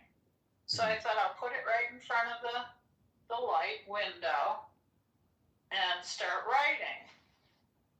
So I said, oh yeah, just another project to occupy your brain. And you got all these piles of papers still out. Still got your 5-foot paint table set up. Yeah. Well, anyway. I don't know. I'll send you an email. I mean, You know, music is a great one other modality. You know, to deeply relax yourself, because that's in my opinion, that's the challenge that you will have to face every day, which is, how do I deeply relax? How do I I? listen to my classical music all day long, and I put my head right into it, and I can hear the different instruments. I could start dancing in my head to the music as if I was in a movie, and I'm the little elf flying around in the room. I can get into it. Well, then I guess the second thing is, how do you have a deep conversation every day with other people or with yourself? You know, because if you have it with somebody else in the way that we're having it now, that's basically what everybody wants every day. You know, That's the not a lot people of people. I like to commune with. Mm-hmm. And I do have a number of them. I do. Otherwise, I have no interest in the person. Because if you can't take the time to divulge what's on your mind, and you feel trust with the other person, there's no point if you don't have that feeling. Are you there? Yeah, I'm here. Oh. Yeah, that I can find, I've concluded to that. That's why I don't stick around for long with, and it even includes family members for me. If it's not there, doesn't mean I still have to be around you just because you're my family. You're now an acquaintance of mine. Well, that's all fine and dandy. The thing is, are you still personable or kind or joyful? Because what we're really talking about is, how does Gene Kitover be happy all the time? You know, like, if you could be happy all the time, you would choose that option. But clearly, you're not getting that option, or being able to choose up it. Until sort of this house really took it out of me. Not entirely, but right now something's really got the hold of me. Something. Yeah, well, that's called psychological. It is a thought. And so what I'm saying is, there's a document that says, stop thinking, end your problems. And so you can't seem to stop thinking, is what I'm trying to point out to you. Uh-huh. Stop thinking, end your problems means the more you think and the more you speak about these said problems, the further from the truth you're going to get. You are the ultimate truth, which is the metaphor for your house in your dome, in your brain. And so, as your son, I'm trying to give you my opinion on how to course correct what is clearly become a problem. Obsessive. A problem for you, because you're not in your flow state. Flow state is the joy state. And obviously, everybody wants to be in joy, which is being in love. And so, you may think that your house is the problem, but the problem is your heart, which is, you're not in love, you're not in joy, you're not in flow. And so, as your son, I'm just trying to point that out to you so you can find your tools, to essentially achieve what you're looking to achieve. I did have that male friend who I was sexually hopeful, but he only wanted blowjobs. He didn't use your name, but it was exciting to get dressed up. We would go dancing in public places in Albuquerque. They have dance outdoors. But it was a negative result because there was no interest on his part of anything other than sort of being his wing woman. Yeah. To go out with and then come over to your house and have a great free meal. But I did miss the aspects of his food consciousness, his mind, he had to always work on being mindful, but he also had psychological. He wasn't sane. He was steady and sturdy for sure, successful, but sane. He had a mental condition. But I missed aspects of that. And it's very hard to find somebody that you can go a long haul with. Very hard. I guess you should know that. Yeah, but nonetheless, it's still up to you to try to achieve joy. And to me, you have to program yourself with words in order to maintain that joy state. That's why I read books a lot, and to me, that's a very joyful thing to do. It keeps my spirits up, and I think it's because our brains operate off of words, obviously. And so, as your son, I'm just trying to point out that you may be causing yourself all your own problems, because you really don't have any problems. You have, in my opinion, you have a compulsive thinking syndrome, which is basically saying stop thinking, end your problems. I would have to agree with you on that. Isn't that funny? That when I was a kid, I didn't know what my problem was. I could not push and comprehend. I guess it could have been depression. Well, it's not necessarily depression. Your brain automatically responds to everything. What I'm trying to suggest to you is that you be a little more like a hippie, meaning, oh, I have to go clean that up over there? No, I don't. Or, oh, that phone is ringing? That's just a noise. Because it's up to you to try to choose your path of joy. And so, you can use the word depression, but that's just like saying you're not full of energy. And so I'm just trying to point out that you have to, choose your energy, I guess. Or do, as opposed to say. It's a mystery to me is how come I can't find joy?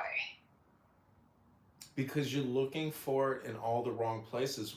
Joy is ultimately within you, but people are trying to use everything in the whole world to try to find the joy when it's already right in their center, which is their heart, essentially, which is love, love for self. There's a lot of this. I know this woman who passed on, and she was worth $20 million, and she was working her ass off in a retail store that she owned. I said, what are you doing here? Why are you working? You're worth $20 million. You have grandchildren. You're stressing yourself out. You should be at the spa. And she's like, I can't go to the spa. I have too much work to do. And I was like, but you're worth $20 million. But even if you're worth 20, it's invested. It's kind of sewn up for the time.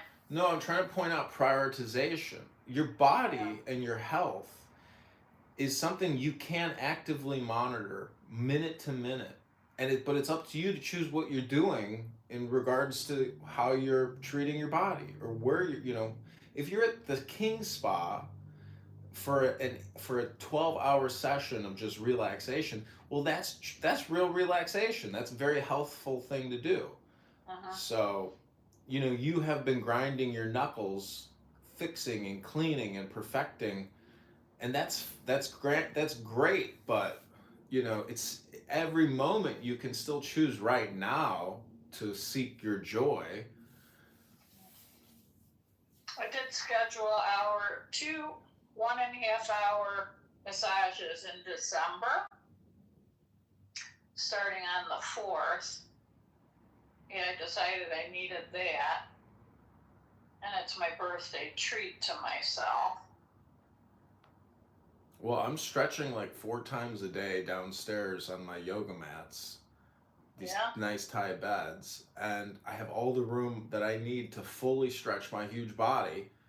And having that I realized it's like 4 times a day. Every time out of those 4 times, I get the most intense four lower back cracks, crack, 4 lower back snaps. It's like, wow, it's like I can do this 4 times a day, and I still get, an intense rotation and spinal column crack. It's like, God, it's like, couldn't even imagine if some people don't even do this once a day, and they don't do this once a day for months and maybe years, and you're like, how do people live like that? Because I get a lot of pain in my body unless I do a lot of physical adjustment every day. I am my own chiropractor. People say to me, I can't believe that you can put your knees by your ears. The back roll. Mm-hmm. I can't get them on the floor anymore, but I'm only about 1.5 inches away from it. And it does, it's addiction. Trying to keep that bendable body in ready mode. Mm-hmm. I love that. And I'll tell you, I heard it by eating a whole pecan pie already. Mm-hmm. The arthritis, holy shit, that came out of eating that pie. I learned that lesson. I just had to have a pecan pie. Well, it's up to you to be happy. It's up to you, because there's nobody there to really take care of you or protect you or help you. You have to, take that's it. part of it, John. That is part of the stress, is that it's always you. Where do you find somebody else that you can just snap on to help look after you? You get tired of being at only you. And then I say, oh, maybe I need to move into a 55 plus place. I said, what's the difference if you're in this place or that place? You're by yourself again. You might be around other people, but that's something you have to seek yourself. Well, if I could give you any strategic advice, if I was your consultant, it's to just remember that you are a but or an and person. And so with that kind of a brain, you have to essentially, stop thinking and your problems, because, it is all about personal responsibility and, being responsible and just taking care of yourself. You don't have any particular dilemmas. You've got an incredible medium and space to work with. You are very fortunate and lucky with everything you have, but ultimately you still have to try to get on the love path, and that's life. If you that's what everybody says, is just get back on the love beam. That's like the hippy dippy way, and that's all I would suggest to you. Happy Thanksgiving. I remember a time, and it wasn't that long ago, I think it was before this house. This house really took me to the final height. It was the wrong thing to do. It was the right thing to do, but it was the wrong thing at the age to do. I just have to get back into that thankful, mindful place. And I think it's probably a lot of having to work with a lot of people. And that I don't like. I do not like people anymore because of... Well, that's friction. There's only one place for friction to come from, and that's really with relationships. Where else does friction come from? It's the only place. So, right. You need a pet. You don't need a pet. You need no friction. And people will give you friction, and a dog will give you friction, because now your dog is pissing all over the place and being a naughty little dog. That's life. Here's a dog story. So this guy on the trail today had this massive, he looked like a bull mastiff actually. Big, really, really overweight. So these two ladies that I see all the time there, she says, he rescued that dog from the pound. And I said, probably because it ate too much. It needed to be fed so much, and it pooped even bigger messes. But he was such like an oversized baby, even though he was a ginormous dog. How do you like that? And somebody fell in love with him. Cute. Well, you know, I just say, like, if you can't find a partner, at least you can find intelligence. And then you're with the real companion, which is God, because intelligence and God are definitely synonymous. So, I know, I agree there. as your son, I can tell you, you may not have the books I have, but there is joy in poetry. There is joy in books, and it's because it can increase your intelligence. And then you start out thinking the problems that you're even creating for yourself in the way that I've suggested, in my opinions today in our conversation. Yeah, you make me feel like I'd love a lobotomy. That might be just what you need. Yeah. I mean, not literally, but in figuratively, meaning that you're too compulsive in your thinking. And thus, because you're compulsive in your thinking, you're compulsive in your doing. And then you're creating all this friction for yourself. And the primary friction, again, is with people, because no one can be as annoying as people. This is how we're like birds, in the trees. I mean, it's the buts or the ands, Mom. I'm telling you, you're probably overthinking everything all the time. I am. I do. Everything. There you go. Including flavors.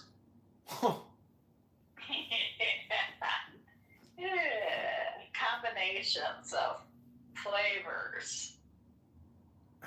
Well, I don't know. The world, everybody says, oh, the world is changing. It's like, okay, that's your opinion. But I'm just saying, I hope you have a happy Thanksgiving. I'm all stocked up here. My car wouldn't start, so I had to buy a portable jumper. So I'm about to go downstairs, change out my stickers, jump my car to see if I can get it started, drive it around the block, charge the battery up.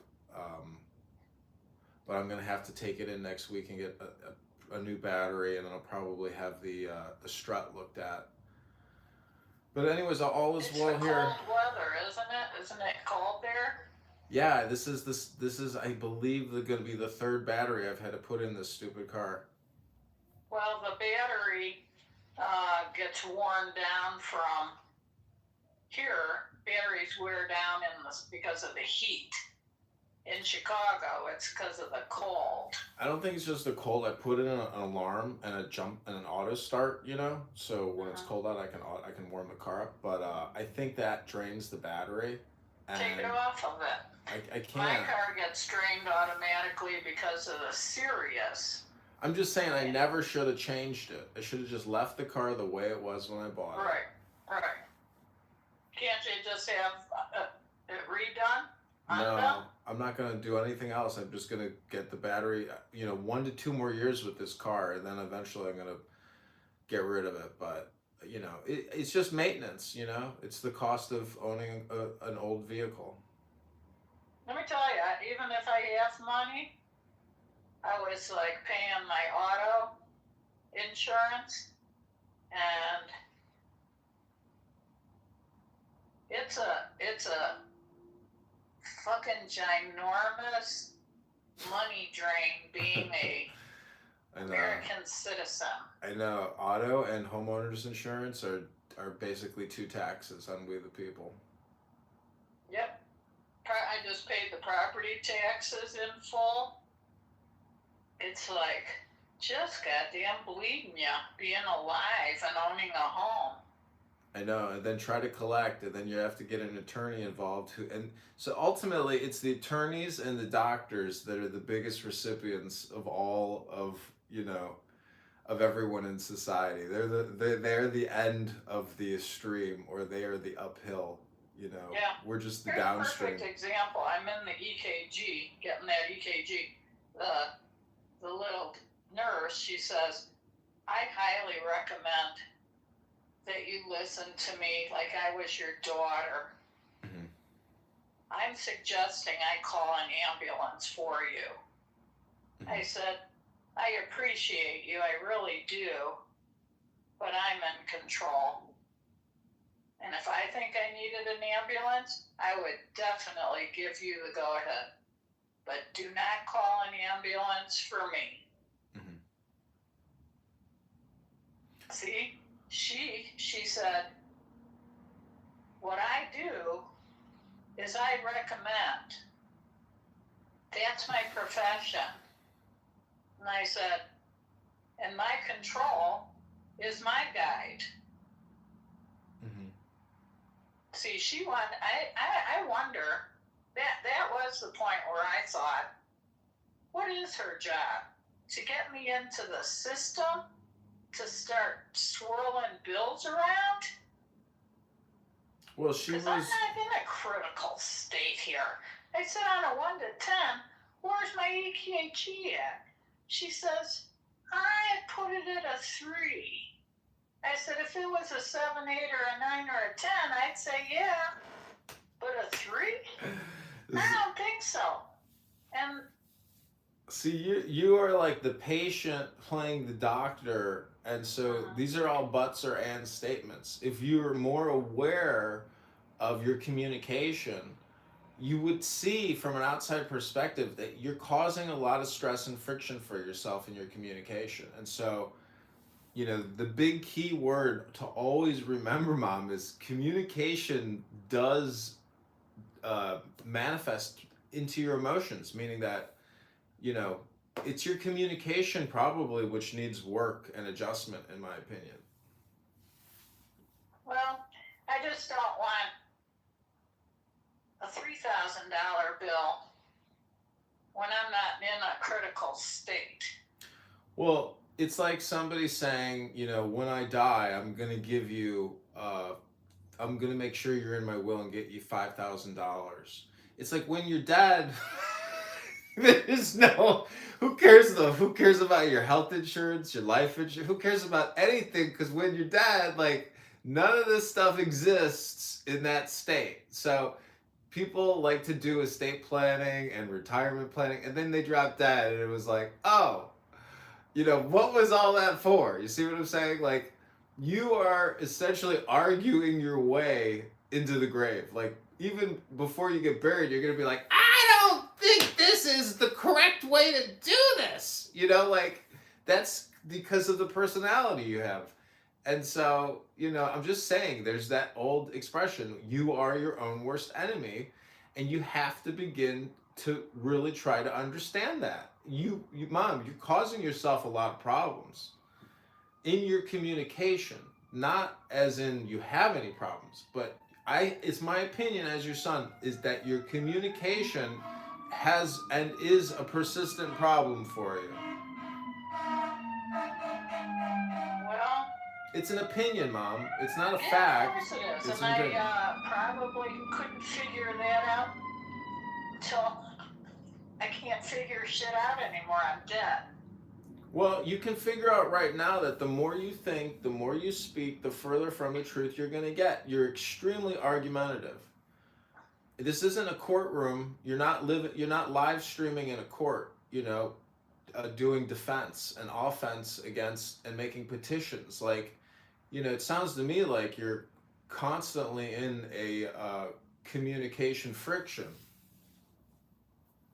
I would say in a non-trusting, and I live in a non-trusting environment in New Mexico.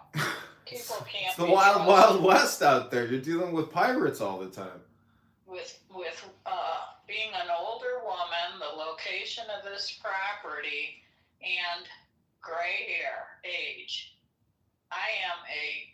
So listen, here's the swing of quotes I got for my landscaping. 16,000, 6,000, 2,400. Yeah.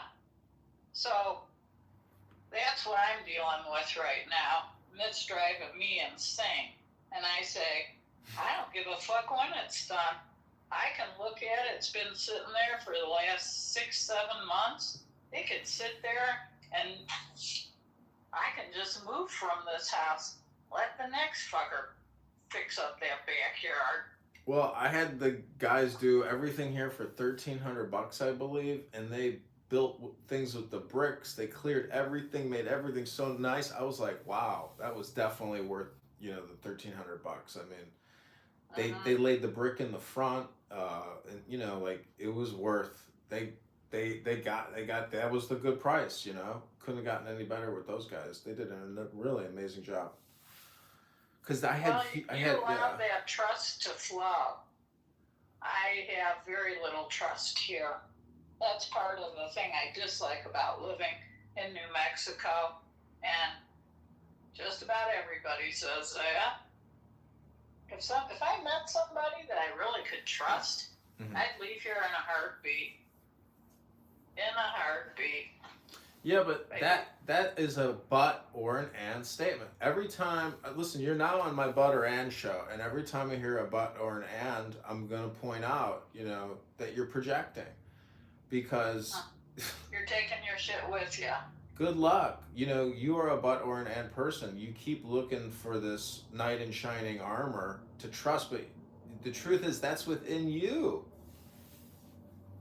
I got all the trust in the world in me. I know, but then you don't have to worry about the trust or finding somebody else to carry, the water with you or for you. I mean... Right, I gotcha. Yeah. You know where you can trust people? In the nursing home. No, yeah, right. Keep you alive. Yeah, right. So are you kidding? Keep flowing your motion for you. Oh, do you know how many people, Mom, are in nursing homes that have absolutely nobody on the outside to even look after them or care for them? They're totally alone. They get abused by these crazy nurses. They get poisoned. They don't get bathed. Like, there's a lot of neglected people because nobody really will love you, and so I'm just saying there's a lot of really sad cases out there, but that's not you. You have your genie spark. It's carried you. How old are you now? 72 in December. Yeah, so it's within a month you're going to be 72. I mean, that's a big accomplishment. Like, you've got a great track record. So in my opinion, all your worries or anxieties should be sublimated and disappear because it's all self-induced in a way. Listen, here's the new one. If I gotta live another 34 years, like Grandma and Grandpa, I want to kill myself by 80. Well, see, this is a but or an and statement again, and welcome back to your show. This is part of this is why I say you have a communication dilemma. Do I want to be annoying with buts or ands, or do I just want to be in my flow state and enjoy it? Or do I want to create friction with people? I'm not saying I have any friction with you. It's just my opinion. Again, I'm trying to give you a consultant opinion, so you can say, you know what? My fucking kid is right. I am overthinking everything. I'm just gonna shut the fuck up. Maybe I should start drinking. No, that's absolutely the wrong answer. Well, no, if you do that, you'll become even more annoying. I've experienced that with you, where then you can't shut up. But if you did that at home in your safe space and you were just on your phone, okay, well then that's a safe space. But you don't want to put yourself at any risk. Maybe I should go to church on Sunday. I keep on finding an excuse. Well, this is a but or an and statement again.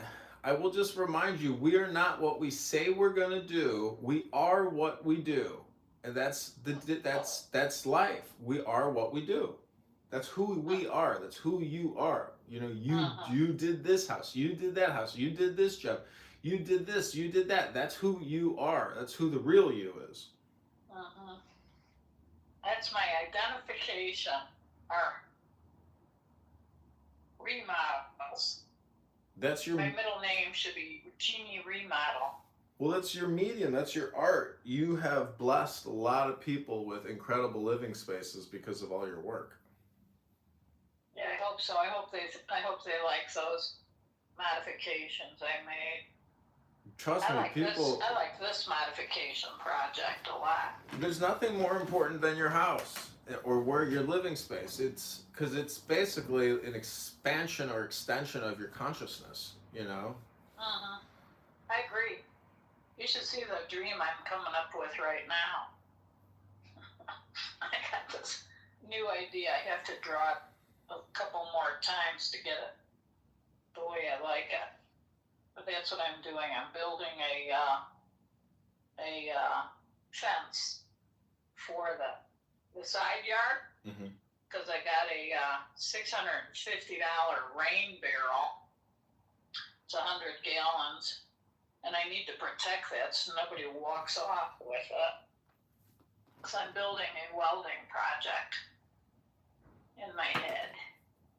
Anyway, how's your bedroom look to you still? My what? I did. Oh, it looks nice. I brought the bunk bed down there. I need to assemble that. Yeah, everything is good here. I mean, you know, not stressed. Well, that's real good that you've got that accomplished. I know you really put a lot of effort into it. I take everything a day at a time. I'm not trying to you know, I like it that way. I like going from thought to thought to thought as opposed to going, you know, too far into thoughts. Less is more. And that's what I'm trying to point out to you is that, you know, you're your own worst enemy because you may, again, I think it's just like overthinking. Well, I try to do the exercise and the correct food, but I'm missing something. Well, that's why I say, in my opinion, it's always psychological. That's what when somebody says I'm missing something, that means there's something in your brain that you're missing. It's not necessarily in your body. And as your son, I'm trying to fill that void, which you think is missing, but I'm trying to point out it's not missing. It's there. People just forget it or they misplace it, but here it is again. That's why I wanted to set up that desk in here and start journaling. That is the next accomplishment I want to make. Hopefully, I'll be pouring this abundance that's in my body out on paper and discover where this blockage is. Well, it goes back to that expression. The more you think, the more you speak, the further from the truth you're going to get. Say it out loud. The further I think and the further I speak, the further I get away from finding mindfulness, really. Exactly, because you already have it. That's what I'm trying to point out. You're a but or an and person. You say, oh, I got it, but. No, there's no buts. It's like the movie Star Wars, you know, no try, only do. And thus... Well, that is how I live. I don't live with buts. I tackle buts. Well, that's true, but in your communication, your words, your thinking and your speaking, you are a but or an and person. And that causes emotional, physical stress in the body. And so, you know, when you went to the hospital, nobody said, you know what, we're going to do a breathing relaxation exercise with you for 10 minutes. Take the deepest breath of the day. You didn't get that stuff. I'm going to call you an ambulance. I'm like, no, you're not. You're so far into what you got taken, you know, through medical training. That what I've been doing, I brought this shit on myself through my mind and my physicality. You're learning I don't need an ambulance. I can get this shit off my back as soon as I get out of here. I can. Well, it sounds to me. Find where they do breathing. I do believe in breathing. I do need to have that. Oh, well, let me just send you these CDs by this guy, Dr. Marty Rossman. It's like, each one's 60 minutes, and he leads you through a guided breathing and visualization exercise. It's unbelievable. It is unbelievable. No, don't do that. I'll get a DVD. Okay, and yeah. put it in my bows. Yeah. And sit right there on my living room Oriental rug. Yeah, do that. That makes me feel a lot better. Yeah, if you do that once a day, oh my gosh, the benefits from that psychologically are immense. I do it, I told you I'm doing it like 4 times a day while I'm stretching and doing yoga and breathing. Because I can order that online, right? A DVD. Yeah, just go on Amazon or eBay and just type in breathing DVD, breathing exercise CD, and buy a bunch of them. Don't just buy one, just buy like 5 of them. Yeah. Okay, thanks, I'll do that. Thanks for that.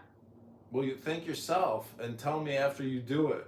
Like, here we go with the buts or the ands.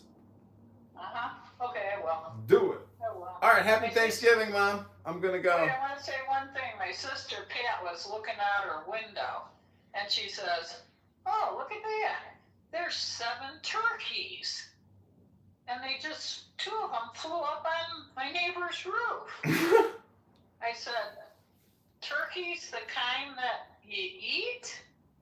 And she says, "No, they're wild turkeys. We have a family of them in Loveland, and they just move all around in Loveland." Yeah. I've seen that in Michigan, Wisconsin. They are vultures. Oh. They can be nasty and they can attack you.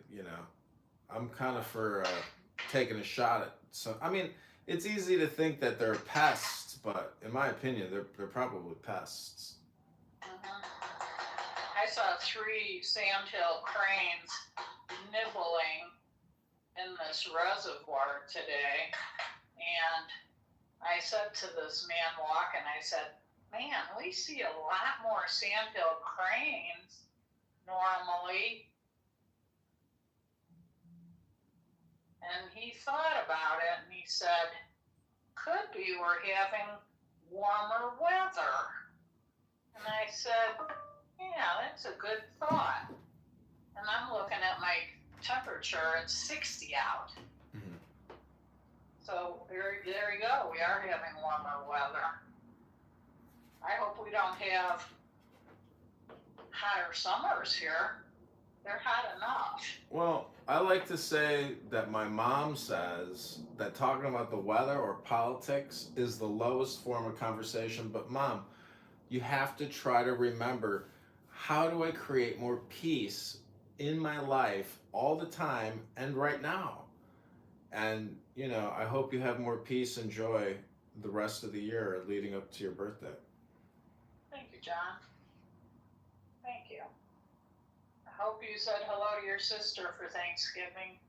She's entertaining, and it could be stressful for her. Well, just be thankful that you're not a part of that stress, that you have your peace and your joy right now. Because, that's the whole point. I mean, a lot of people, they get a lot of indigestion from Thanksgiving, from Christmas. They overeat, they argue, they get emotional, they drink too much, and they cause themselves huge health problems at this time of the year. A lot of people croak. A lot of people croak at this time of the year. This is their last party. Yeah. All right, well, thanks for the great conversation. It's about the best one I've had with you in a long, long, long time. Thank you. Okay, I hope you enjoyed it. Happy Thanksgiving. Thank you, Sana. You have a good day. Make yourself dinner, will you? Okay, I got a great dinner. I got wonderful food in my fridge. Have a Bye great now. afternoon. Take care. Bye. Love you. Bye.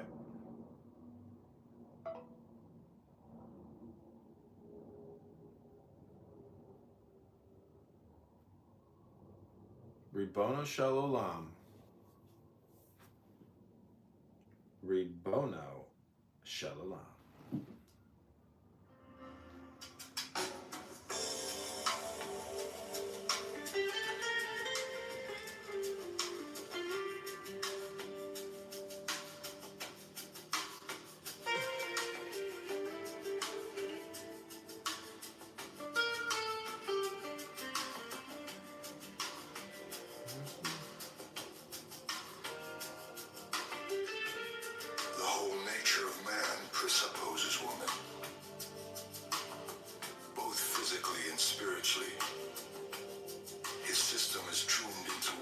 the start. Just as it is prepared for a quite definite world where there is water, light, air, salt, carbohydrates, etc. Carbohydrates? The growth of the mind is a widening of the range of consciousness. And each step forward has been a most painful and laborious achievement. All ordinary expression may be explained causally, but creative expression, which is the absolute contrary of ordinary expression, will be forever hidden from human knowledge.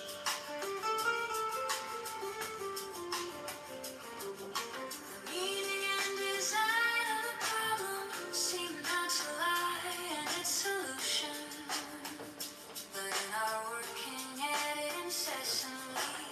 No psychic value can disappear without being replaced by another of equivalent intensity.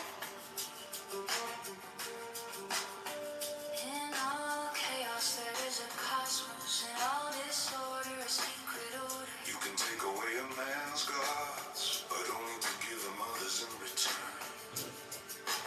Reason alone does not suffice. Primitive superstition lies to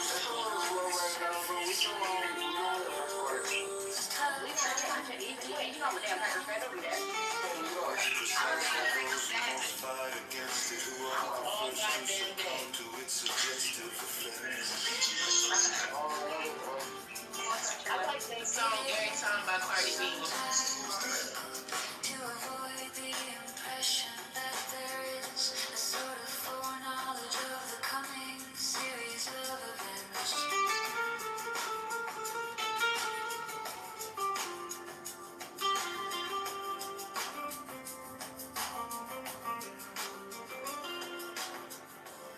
The whole nature of man presupposes woman.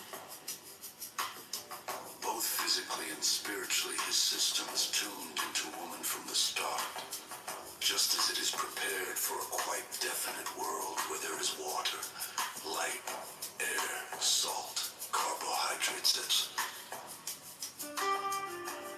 The growth of the mind is the widening of the range of consciousness.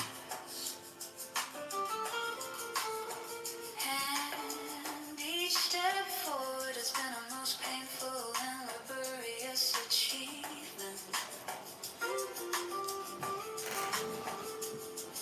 All ordinary expression may be explained incausally, but create expression, which is the absolute contrary of ordinary expression, will be forever hidden from human knowledge.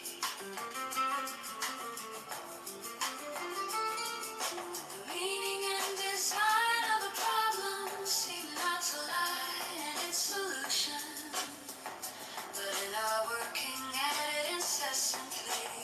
No psychic value can disappear without being replaced by another of equivalent intensity. In all chaos there is a cosmos, in all disorder a secret order. You can take away a man's gods, but only to give him others in return. Reason alone Does not suffice. primitive superstition lies just below the surface of even the most tough-minded individuals. And it is precisely those who most fight against it who are the first to succumb to its suggestive effects. It is sometimes difficult to avoid the impression that there is a sort of foreknowledge of the coming series of events.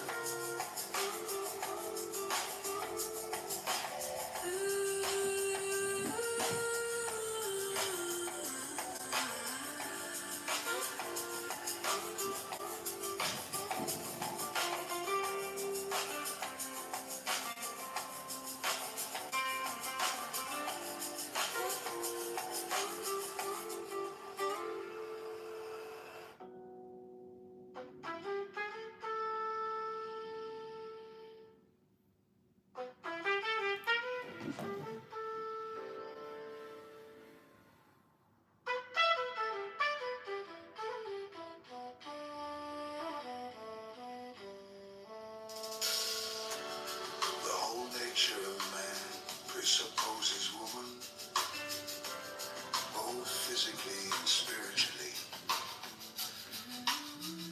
His system is tuned into woman from the start, just as it is prepared for a quite definite world where there is water, light, air, salt, carbohydrates, such.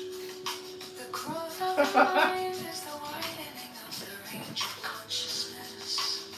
And each step forward has been a most painful and laborious achievement. All ordinary expression may be explained causally, but create expression, which is the absolute contrary of ordinary expression, Will be forever hidden from human knowledge. the meaning and design of a problem seem not to lie in its solution, but in our working at it incessantly. No psychic value can disappear without being replaced by another of equivalent intensity. In all chaos there is a cosmos, in all disorder a secret order. You can take away a man's gods, but only to give him others in return. Reason alone does not suffice. Primitive superstition lies just below the surface of even the most tough-minded individuals. And it is precisely those who most fight against it who are the first to succumb to its suggestive effects. It is sometimes difficult to avoid the impression that there is a sort of foreknowledge of the coming series You're of weird.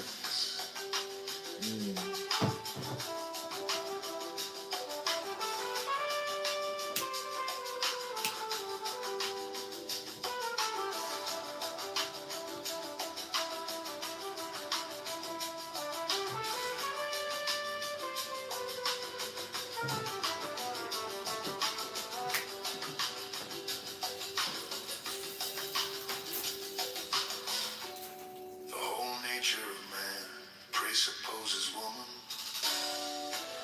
both physically and spiritually. His system is tuned into woman from the start, just as it is prepared for a quite definite world where there is water, light, air, salt, carbohydrates, such. The growth of the mind is the widening of the range of consciousness. And each step forward has been a most painful and laborious achievement. All ordinary expression may be explained causally, But create expression, which is the absolute contrary of ordinary expression, will be forever hidden from human knowledge. The meaning and design of a problem seem not to lie in its solution, but in our working at it incessantly. No psychic value can disappear without being replaced by another of equivalent intensity. In all chaos there is a cosmos, and all disorder a secret order. You can take away a man's gods, but only to give him others in return. Reason alone does not suffice. Primitive superstition lies just below the surface of even the most tough-minded individuals. And it is precisely those who most fight against it who are the first to succumb to its suggestive effects. It is sometimes difficult to avoid the impression that there is a sort of foreknowledge of the coming series of events.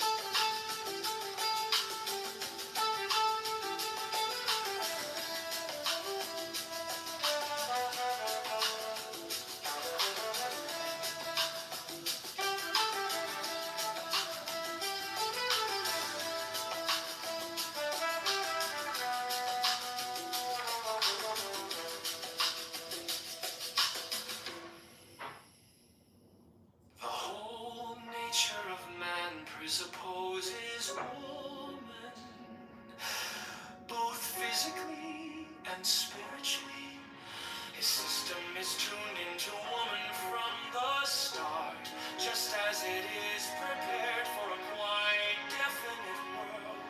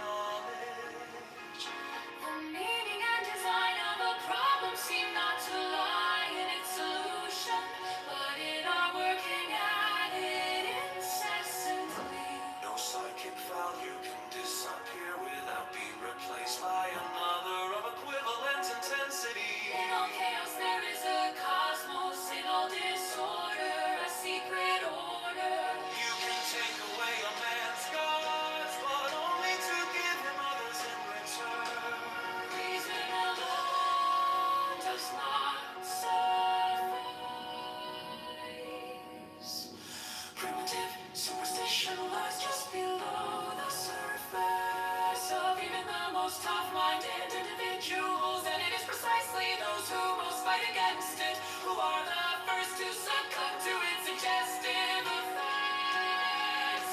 It's sometimes difficult to avoid the impression that there is a sort of foreknowledge of the coming series of events.